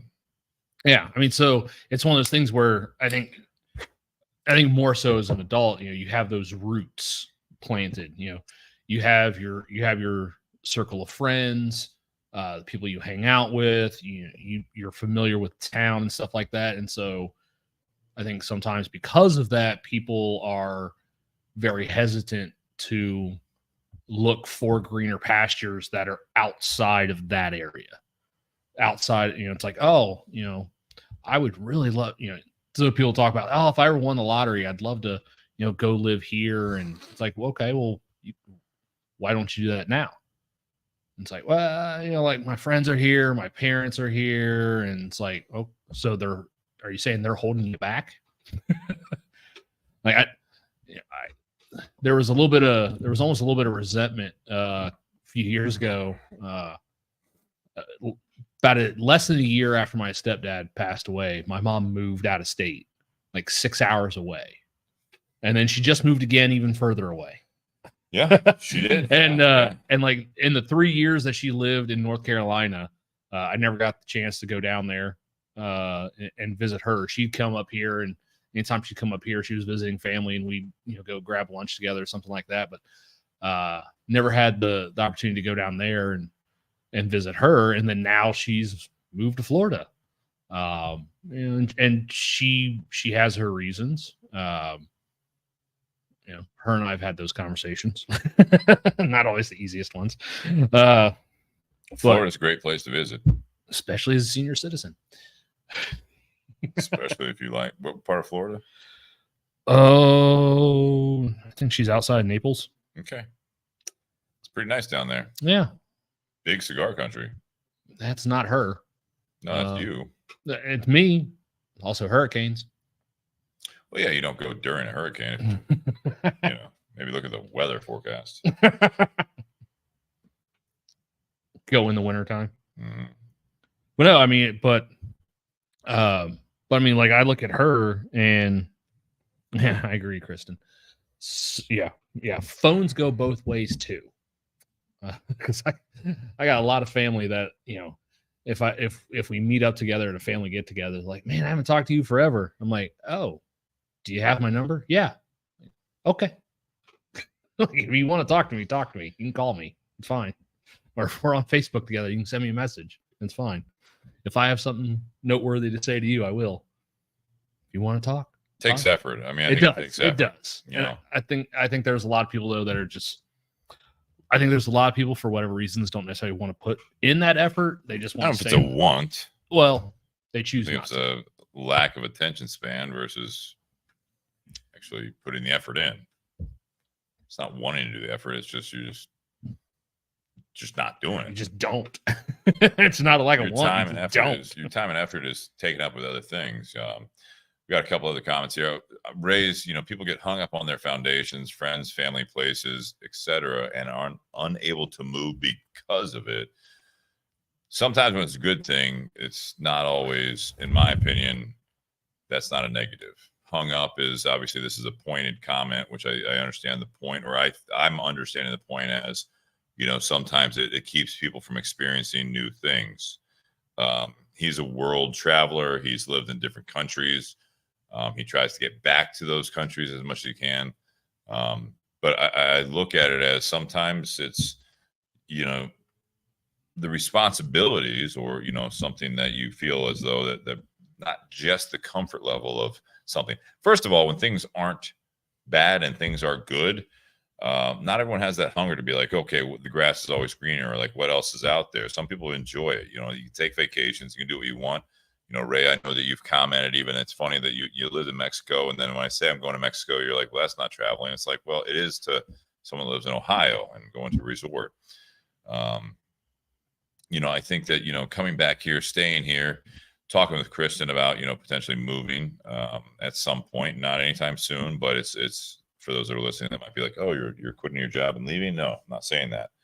I'm saying that, it would be tough for me to move at this point, mainly because of my mom living here. You know what I mean? I don't want to be, not that she's in bad health, but I don't want to necessarily move far away and then have to get back. Now, Kristen, on the other hand, her parents moved to Arizona and her family still lives in Chicago. So she actually did the opposite, where now she finds herself in Ohio, and that's how we met. So I don't want to say there's a right or wrong answer. I just think that this getting hung up on your foundations, if it's a level of complacency that you aren't happy, but you're too afraid to move forward or move physically to somewhere else, if that's what Ray's saying, yeah, I think that's sometimes going to be a negative.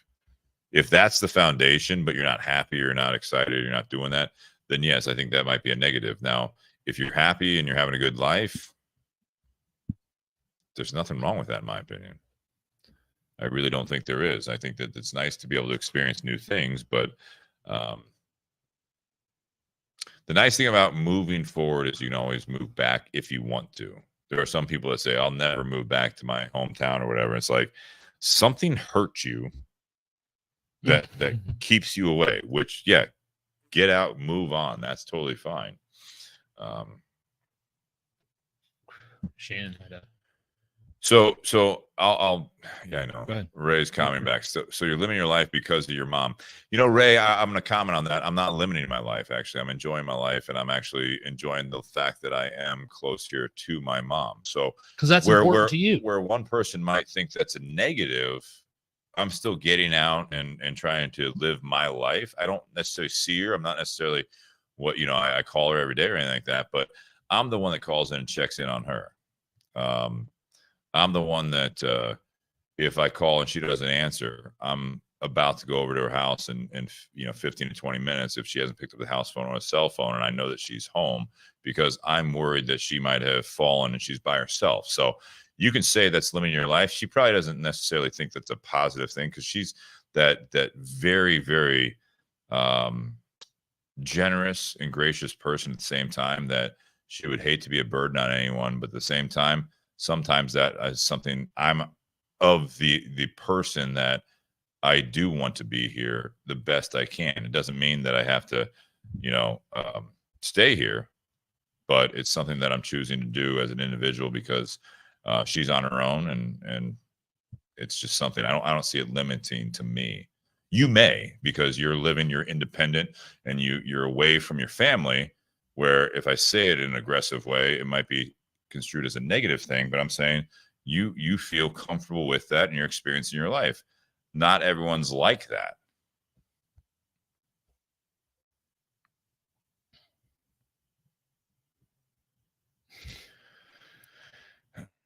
Go after Dorothy Crane here. No, he's going after me. That's a response to me. Oh, is it your response? Yeah. Okay. I thought he was going with it. No. You want to address that one? Nope. Okay. Moving on. Moving on. Let's see. We're going back here. Kristen said that my mom watches this too. That's fine. Planes and cars go both ways, as I tell my family. That's something that, again, the effort there on both sides. I think that, not to get into it, but it was really nice. Kristen and I have been together for over 2 years. We have visited Chicago and now also Arizona to see family. And this is the first time that the parents and brother and sister-in-law have visited Ohio since we've been together. I know it's been some time. So I think it's nice that, if you do try to do both ways, right? I mean, to get out there and spend time with those people, because as anything, if there's no bad blood or no bad experiences, the fact that just life's getting in the way, next thing you know, the next time you're going to see that person is at a funeral, and that's not necessarily going to feel all that good. So yeah, you've been enjoying life. I've had those times where I've been at a funeral, and a lot of it was, or several of them were some of my dad's friends. Mm-hmm. But like my dad and his friends all lived in the same neighborhood, all their kids. We all grew up together in the same neighborhood. We went to school together. We played sports together. We rode our bikes around the neighborhood together, all that kind of stuff. And, there were a couple years there where a couple of them had passed away. And one of them made a comment when I saw him, because the last time I had seen that particular person was at the previous funeral, and they were like, "Man, we got to stop meeting like this. we got to stop meeting like people together." It's like, yeah, and last year, towards the year, and we had an episode on it. There was someone in the local cigar community that lost their life in a tragic issue of violence, and I went back to that store. I hadn't been back there in a little while. I'd visited a couple times over the years, but hadn't seen some of those guys in quite a while or hung out with them. And I went there the day I found out the news, and it was great seeing those guys and hanging out with them again. And then a few days later, we all hang out again, after the services and stuff like that. And I mean, it was one of those, it's like, gosh, I wish we hung out a little bit more together. And then you start talking to everybody like, man, what are you up to? And they're like, well, I got this going on. I'm doing this. And, everyone's sitting there talking about what's going on. It's like, all right, yeah, we're all like, when did becoming busy take responsibilities, man? Yeah. We all have our responsibility. Yes, I agree. I think outside of responsibilities, I think a lot of us have just filled our time with things or stuff and not people.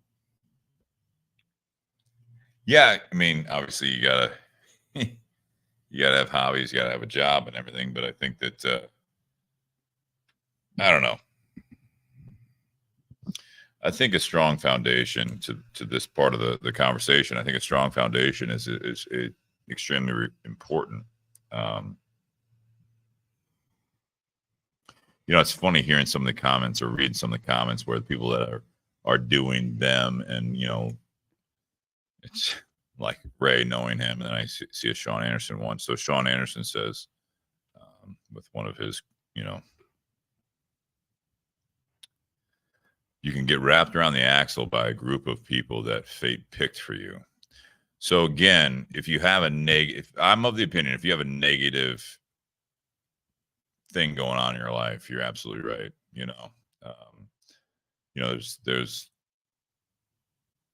There's a fact that, like, someone in a domestic violent relationship is scared to move on because they're scared of the unknown. They're scared of being alone. Yes, I would agree with this completely, wholeheartedly. Absolutely. Move on. Get out of that. That's not your foundation. Run away. Yeah. If you have a bad foundation, right, and you're crumbling, 100%. Well, I think it's one of those things that makes you look at, like, what is your foundation? What's important to you? Like, for me, my primary importance is my wife. I mean, we don't have kids. So there's no kids tying us down. I mean, we could, if Jess got a great job somewhere else, like, we could move if something like that happened. If something like that came up, we could do that. Because I've always been the kind of person, like, I'll do something. I'll work. Like, I'm just a worker. Mm-hmm. I mean, I'll find something. It may not be what I want. It may not be glamorous, but if it pays the bills, that's what's important to me. And, if it's something that makes her happy doing what she's doing, it's like, all right, if you want to do it, cool, I'm in. Sure. I mean, because there was a time where I actually had a phone interview for a job, and that job wanted me to move to Pittsburgh. And I was like, okay, well, I can do it. Obviously, it's, my wife's going to come out here and she's going to have to find a job out here. Oh, you're married? I was like, yeah. I don't know if this is going to work. You're right. I don't think this is going to work. If that's the attitude you take, yep, I don't think this is going to work at all. And I left that phone interview like that. Like, good luck to you. Have a great. And, they found someone that worked out well for them, and good for them. They were in a different position than me. But when the company sat there and looked at me being married as a negative, I was like, yeah, you're not the right opportunity for me. As much as I would have loved that opportunity, nope. Because it didn't. Saying that, kind of in my mind, it looked down at what my foundation was. Because when I lost my job 10 years ago, all I had was Jess. And, I struggled getting back on my feet.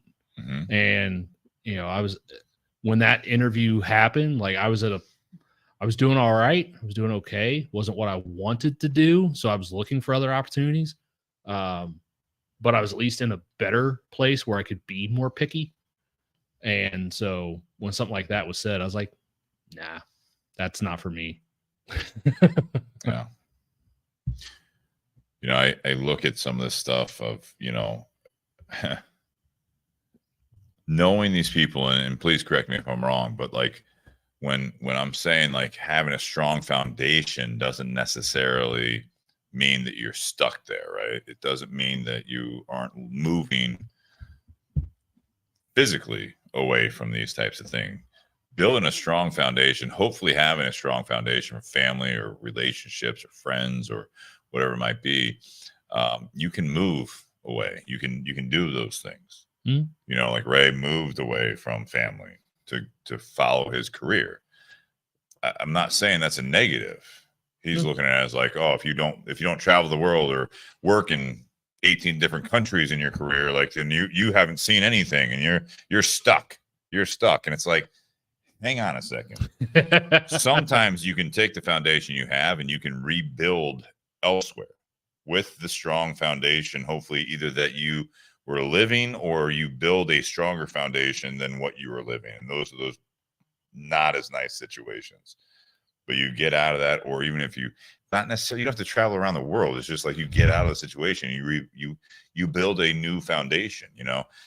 For Ray, here's a guy that he followed his career elsewhere, made calculated decisions, left certain people in his life, and now he's got a strong foundation where he's at in life, and he's brought, like I know he's gone back to visit family where he was born, and I know he's come back and visited family that he's even created, but he's making those efforts, not necessarily every week or weekend. I don't know what his calling plan is as far as how often he's talking to these people, but I look at it as that you can have a strong foundation that makes you who you are, so that it's not necessarily about the change in a dramatic way. But if you do change something, you want to make sure that you're that type of person. Shannon's on here tonight. He's talking about how great this experience is, but then he also says, I'm coming home this weekend. So it's like there are these things where it's like you can have that. I'm not saying you want to have your everyday home. It doesn't, whatever it might be. The things I think that you should shoot for is if you're going to be on your own, build your own strong foundation so that you can be happy with where you're at or where you're going in life. Oh, yeah. If you're in a relationship, that's your foundation. That's your core, right? It's you. You can't build who you are on family. other people. You can't base who you are on other people. You have to base who you are on you and what's important to you. Mm-hmm. Now, over time, that can change, but that just becomes your new foundation. But you still have to stay true to who you are over time and then go from there. Like we've talked about it a lot. I feel we've talked about it a lot in the last couple of years about, focusing on the primary things, the primary people in your life, the primary things important to your life before you start focusing on secondary and tertiary issues. Because I think there's a lot of people that focus so heavily on everything else outside, and they have a weak foundation, that primary focus group, their own household isn't in order, and they're not in a position to be able to actually do anything about those other issues because they don't even have their own shit together. Sounds familiar. But it's one of those things that, like, that's a concept that we just see over and over and over. Yeah. And it's relevant.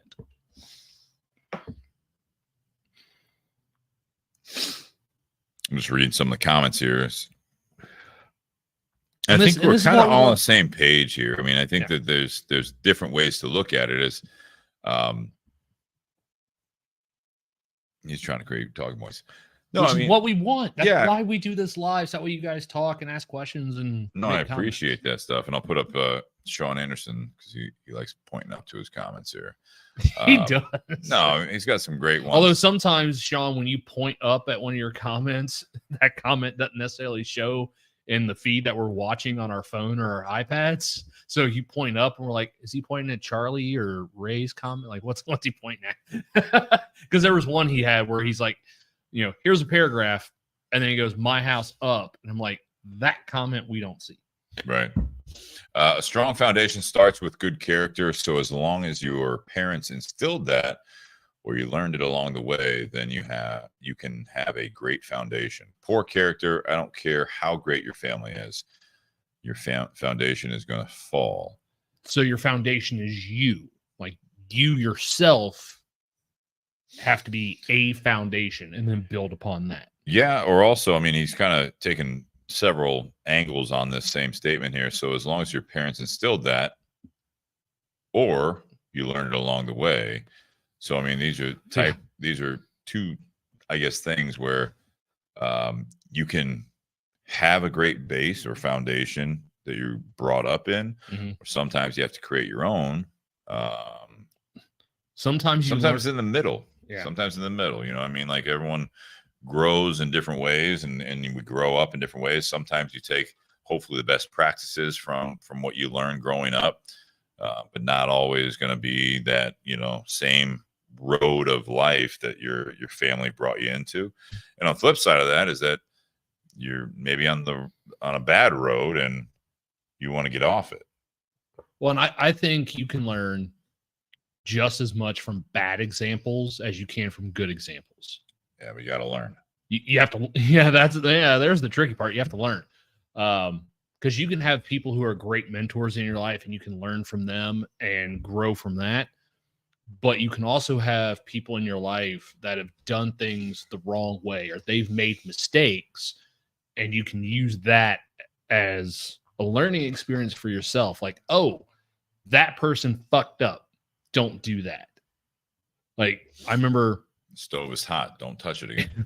I remember when I was a senior in high school, I had wrote an essay for a scholarship to college. I'd written an essay, and I won't say what the subject is because it's kind of now we want to know. Though. So, do we want to know? Sure, because it's funny, given the fact that I'm on this podcast. Don't drink and smoke. Yeah, pretty much. But it was, using some of my own family members as a reason why I don't plan on ever drinking, because I'd seen some of the shit that they did and some of the mistakes they made in life that were irreversible because of that. And so I was like, yeah, nope. This person did this, they did this, it ruined this marriage, ruined that marriage, whatever. Like, that's what Ray was trying to. Yeah. They did a lot of stupid shit. And I was like, and I learned that as an example of like, you know what? Not going to do that. And then here I am on a podcast that, we drink whiskey. But I learned from experience, like, okay, don't drink to excess. Don't drink to the point where I'm in a condition where I can't get home or call an Uber, fall asleep on a couch, do something like that. Like, I've learned from people who've made mistakes not to do those same mistakes. And then I've learned from people who made good choices in life in completely different areas. I'm not talking about drinking on that, sure. But they've made other decisions in other aspects of life where that's something I want to mirror. So you have people in your life that you want to mirror. You have people in your life that you're like, I don't want to do that. I want to run the exact opposite way. I think sometimes you have to have both those kinds of people in your life in order to be able to grow and make decisions on what you're going to do. Because if everyone around you, all their lives are sunshine and rainbows, you don't realize the bad things that are out there. But if you have some of that in your life where people who have made mistakes and wrecked their lives, either temporarily or permanently, that is something to learn from. That is a learning experience that you can take to heart. Yeah, I think there's some times where you can you think you have a strong foundation, but again, it was kind of like going back to the core values and everything else, right? If you don't continue to live by those things, sometimes you will lose yourself to the situation, and it doesn't matter how strong your foundation is if you're not paying attention to it, right? I think it's something that all of these things, if you want to rebuild elsewhere or whatever it is, going back to Ray's comment here, my point was simply that your foundation can sometimes limit your movement. They become anchors that, through no fault of their own, can prevent growth or movement. If there are things that you really want to do, or there's like, if you want to have a healthy career or healthy relationship, and you feel as though that you're being anchored down from what you really want to do, that's not, I think with that statement there, that's not necessarily a foundation. That's getting stuck. And I think using that anchor word is very accurate, because that's not the foundation that you're brought up in, unless you're brought up in and you're the type of person that you're loyal to, the fact that it's like, you're going to stick through a bad job, you're going to stick through a bad relationship, you're going to stick through whatever it is. If that's holding you back, now we're dealing with something different. Like, that foundation would be more of an anchor. It's more of like, instead of building your foundation on sand, like you're in quicksand at that point and you're just getting sucked into it, and it's toxic and it's bad. To me, that's not what a strong foundation is. I think a strong foundation is learning who you are, what you want, and surrounding yourselves the best you can with people. And you said there's both sides of it, right? So sometimes there's going to be the good examples or the good people in your life, and there's going to be the other ones that are showing you the contrast of that. And you got to be able to decipher that. But if you get stuck in those situations, and I think people get stuck in those situations, whether short term or longer term than they'd like to be in those, I think it's either you make the decision or the other party makes the decision for it, and then it's about how you handle it. Yeah. And we all try to do our best on that, and sometimes it's not always looking back going to be the best thing that you could have done. But again, that's about now you're rebuilding a strong foundation. That sometimes you had a strong foundation, and things happened, and you lost sight of it. And now you've gotten to the point where you're trying to rebuild even stronger. Well, and you talk about loyalty. I've been, you were talking about that, and like I'm slowly raising my hand over here, because I'm one of those people that in my careers over the years, I've been someone that, and again, this is kind of because of how my parents and my grandparents were, like, you get a job with a company, and if it's a good company to work for, like that, you get a job with that company and you retire from that company. That's my dad worked for UPS for 34 years. My mom worked for the same insurance company for 20 years. My grandfather worked at Buckeye Steel for 29 years until it killed him. My grandfather was Air Force and then Highway Patrol, and he retired from both. So like I've, because of the examples that have been in my life, there were times where like I got a job, like my very first job out of college, my first full-time job was at Battelle. And I remember when I got that job and telling my dad's like, oh, that's the kind of company you want to retire from. And so I was with that company, and I was there for over 8 years, and not all of that was a great experience. There was a lot of bad times during that. And it took a while before I finally got to the point where I was like, you know what, this is too much negative. The negative of this and the toxicity of where I'm at is having too much of a negative impact on me. I've got to do something different. And so I've held on to jobs with certain employers longer than I should have, because I just have, the way I am. It's like, you don't sit there and you don't just leave because things are getting tough. Well, it's not that things were tough. Things were toxic. And I'm one of those where I was like, maybe things will turn around. Maybe things will get better. This job pays the bills. Stick it out, do the job, don't make waves, pay the bills, support your family. And then there came a point where I realized, like, okay, I'm doing this job, I'm paying the bills, I'm supporting the family, but what's the toll? Right. Like, how much is like, I'm giving a lot to the job, but what's the job taking from me? Mm-hmm. And eventually there were times where I had to learn, like, you know what, this job is taking way more than what it's giving. And I got to make a change. And sometimes I've made that change and taken less money just to be in a better environment. Like when I'm, 14 months ago, when I made the career change that I did, I mean, it was 2-3 weeks later where, I came home from work one day and Jess made the comment. She's like, you're so much happier when you get off work now. And it's not because I was happy to get off work. It was, I was happy at work. Just happy in general. I was happy doing what I was doing. I was in a much better place mentally.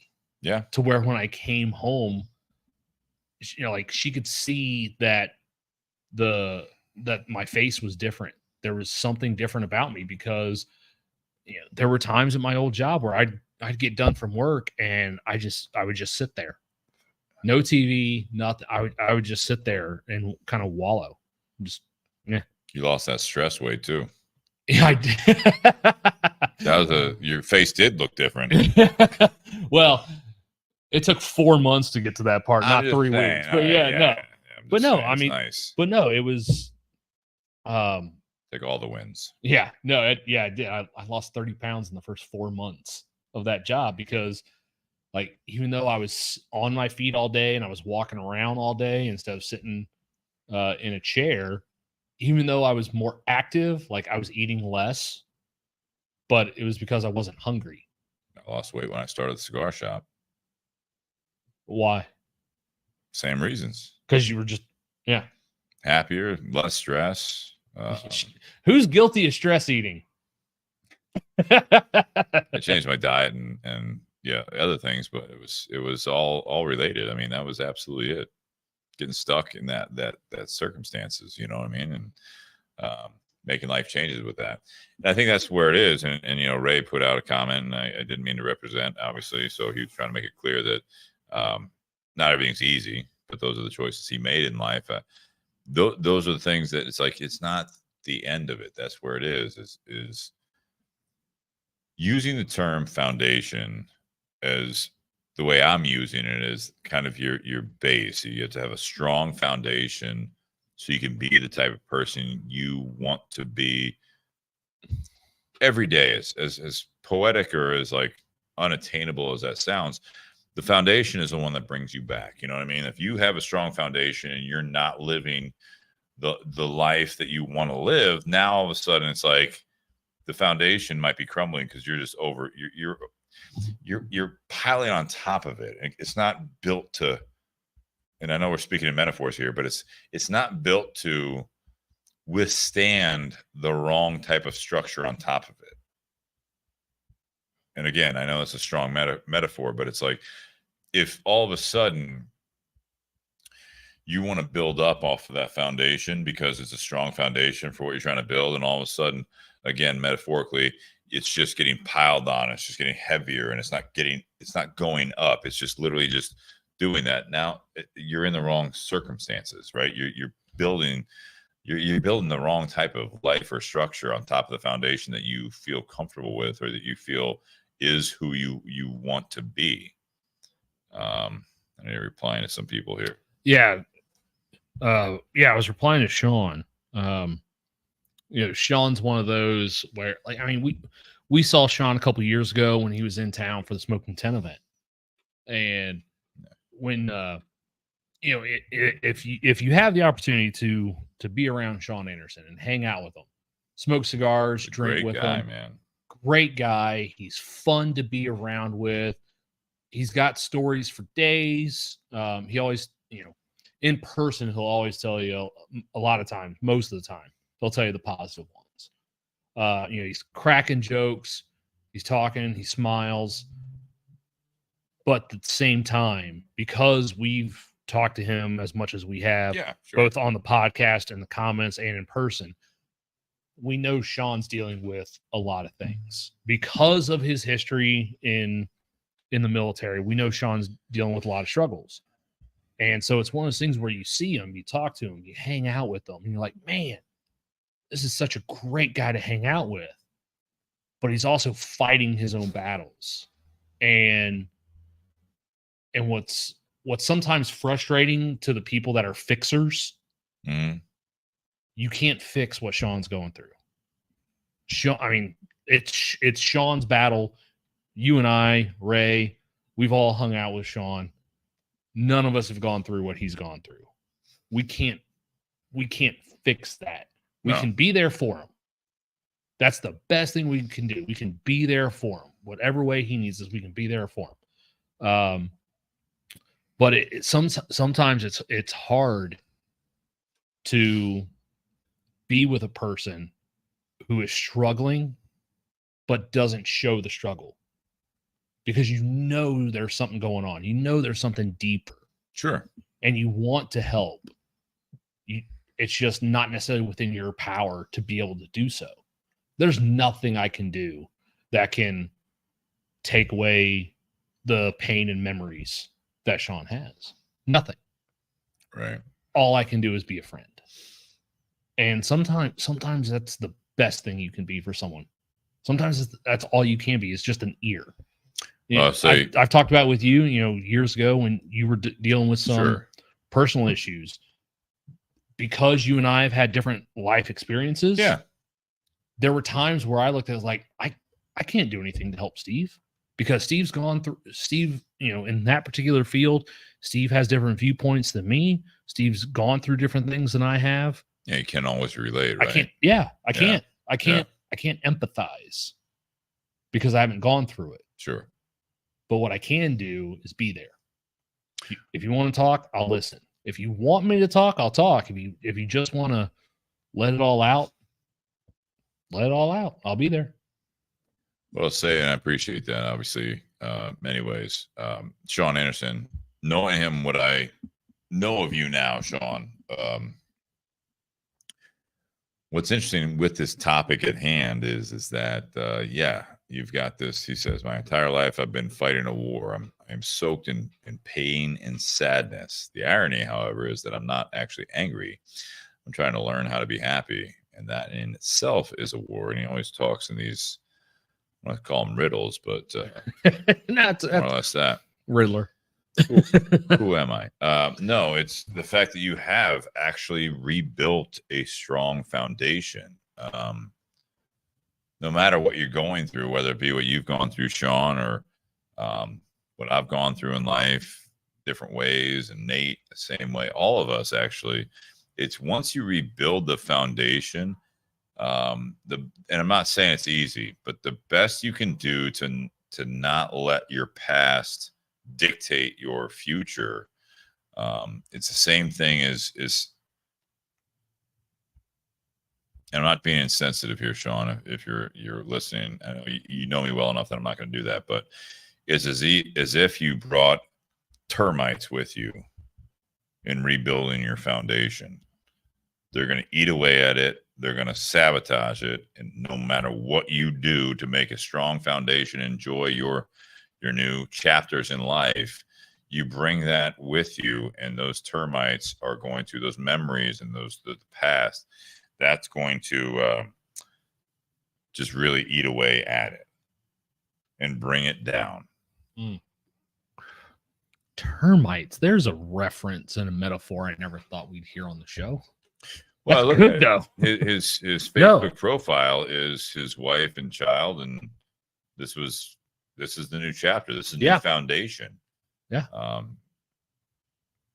It is allowing yourself to, again, not speaking this into too much of a simplistic answer, but you got to be able to, the best you can, is continue to move on. And he always talks about fighting his demons. I look at it as like, some of your demons are your memories. So I'm not saying forget them. I'm not saying move on completely, but prioritize them the best you can.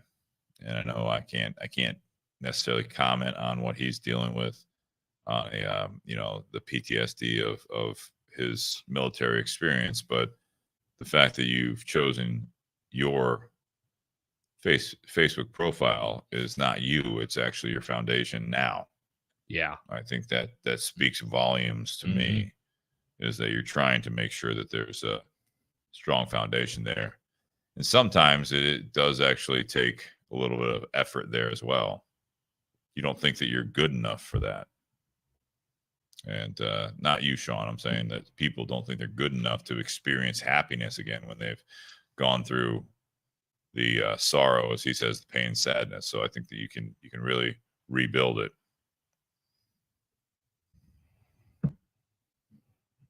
Man, this got heavy.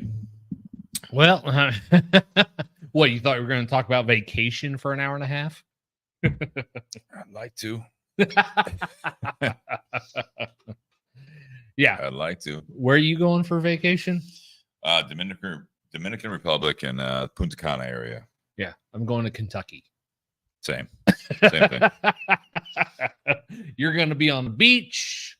I'm going to be at a horse arena in Lexington. We both enjoy those things respectively. Hey, this year I remember last year when Jess was buying the tickets for the event, she's like, hey, do you want to get tickets to the VIP tent? I was like, ooh, that sounds expensive. Like, what all's entail? Sounds like, awesome. Let's go. Well, no, she's like, well, food's included.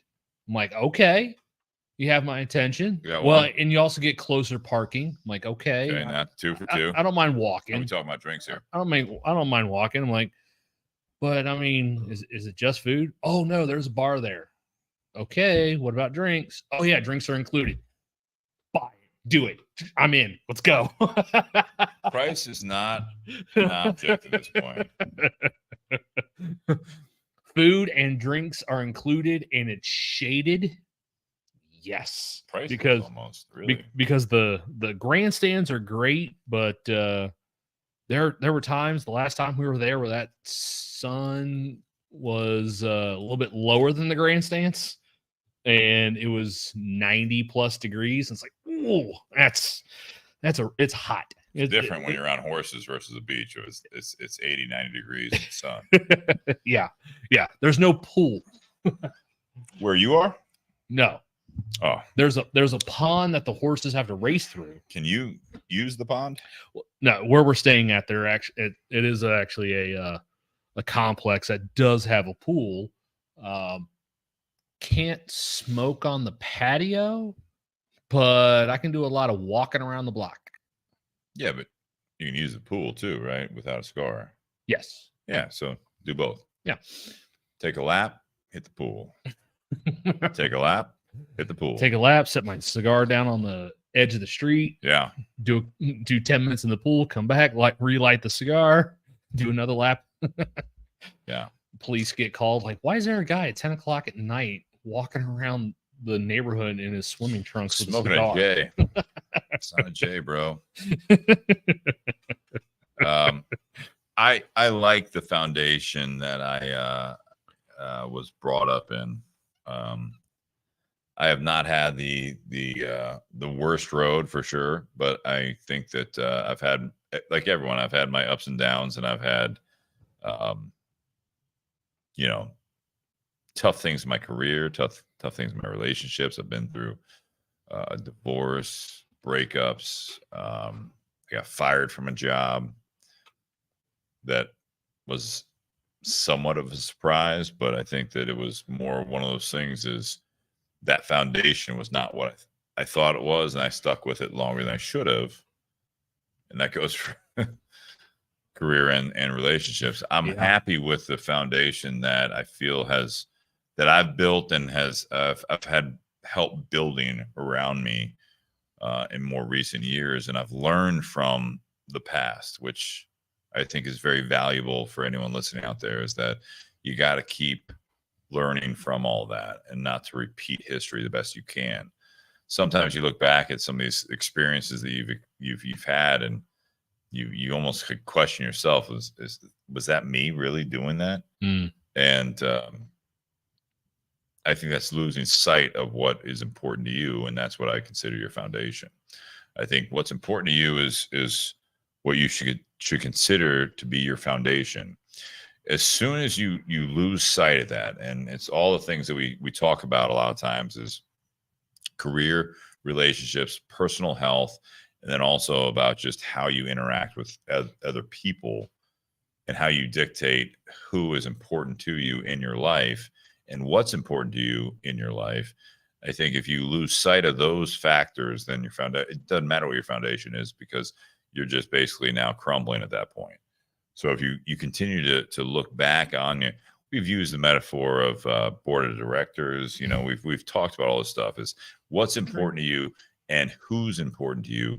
That's your foundation, and then it always comes back to you individually of staying true to yourself. And I think more often than not, when you find yourself in a tough situation, it typically could be the fact that you've lost sight of what you want out of life and who you want to be in life. And that's the rude awakening that either you call it or the other party or the other situation, the party in the situation calls it, because it doesn't fit. That just doesn't fit. and I'm not going to comment, because we all know that if you're brought up in a tough foundation or tough family or a tough situation out of your control, that's not necessarily what I want to talk about tonight, because I feel as though most people would say it's tough to get out of, but that's what you want to do. But when things are, we're talking more on I think the higher level of, once you find out how to build your foundation, that's where you're going to have the opportunity to stay true to it and steadfast to it.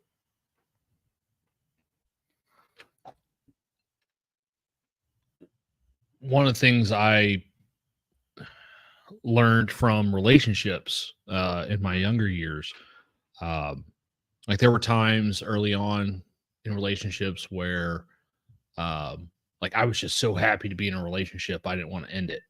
And so eventually the other party ended it. And then as I grew a little bit older and was in my college years, that was then when I started to realize, like, okay, for me, it became, if I can't see myself marrying this person, that's when I need to end it. Because the longer you're with that person, the more intense the emotions, the more, long-term belief or hope of being together there is. Sure. So for me is like, okay, if I can't be with this person, I need to make that clear now and move on. Sure. Unfortunately, I didn't always apply that same thing to career. Because you missed the translation there. I did. Yeah. I did. It happens sometimes. I did. It took me because when I started out in my career, after college, I hadn't had a career before. So I almost kind of had to start. Like your first girlfriend, man. Oh, yeah. It's like, the first job's like the first girlfriend. Like, you have it. You finally got one. You super excited about it. You don't want to let it go. This is what a relationship is. It sucks. Yeah. And you end up putting up with a lot of bullshit. And then eventually, just like I learned with the relationships, I learned with careers, like when you get to the point, and it can't be based purely off emotion. Because like you've talked about it before, you had that one with the emotion of like, you know what, I can't do this. You react to it. You don't think about it. You react. Yes. Yeah. I'm done. Okay. What are you going to do tomorrow? What are you going to do on Monday? How are you going to pay your bills? Shit. I didn't think that far ahead. These are all related. But it was that same kind of thing. Just had to relearn the same lessons, just in a different field. Yeah. But then it became more prevalent. Like, okay, how do I determine what's not going to make this work out? And it's kind of sad how some of the issues that you find in relationships also carry over into business or career or everyday life. Like, holy shit, there's a lot of overlap there. Yeah. But no, it's one of those things, and I've had to do that a few times where I've been in a place where it's like, I'm comfortable, I'm not happy, but I'm comfortable. When do I decide that, like, I'm unhappy being unhappy, and maybe be a little uncomfortable to be happy? And so that's, for me, that's been one of the biggest lessons I've learned more in careers, because I haven't had to worry about that in relationships for a while. I mean, granted, there's still issues, and we work through those. Sorry. Go ahead. I think you hit it on the head with the fact that it's like you're comfortable, but you may not be as happy. It's trying to put the effort in is there a way to do both? Yeah. In your current circumstances, or is it not possible? Then yeah, you got to put the effort in. And then if it's not possible, then yes, you need to move on in some fashion. Yeah. Right. It's not accepting this is your fate. Well, and sometimes as soon as you sorry. As soon as you do that, Now it's just you're just existing, and that's it. Yeah, you're just going through the motions. Foundation doesn't have even like that's not even remotely in the conversation. At that Yeah. point. No, it's a good point. And yeah, I mean it's one of those things where it's more recent that I've had that kind of awakening career-wise. But it's also been really helpful to have someone in my corner who cares more about my well-being than even I do. Ooh. Lucky. You're lucky. Hope that's reciprocated. Needs to be. Confident it is. We went back and forth between these two bottles. There wasn't much in that one. I know. All right, so like, are you judging how much you drank? No, we went from Foundation, then we each had a pour out of 35, and then went back to Foundation. Yeah, that's been open. There's not much in there. It's smoother. I thought this was better. I thought. Ooh, now you come full circle. That had a lot more, and I know it's higher proof. Yeah, it is. It was 116, 117 and a half. That had a lot more burn to it. I thought this one was more balanced, but more flavorful. I still get a little bit of a bite from this, not in a bad way. It's just got a little bit of that kick.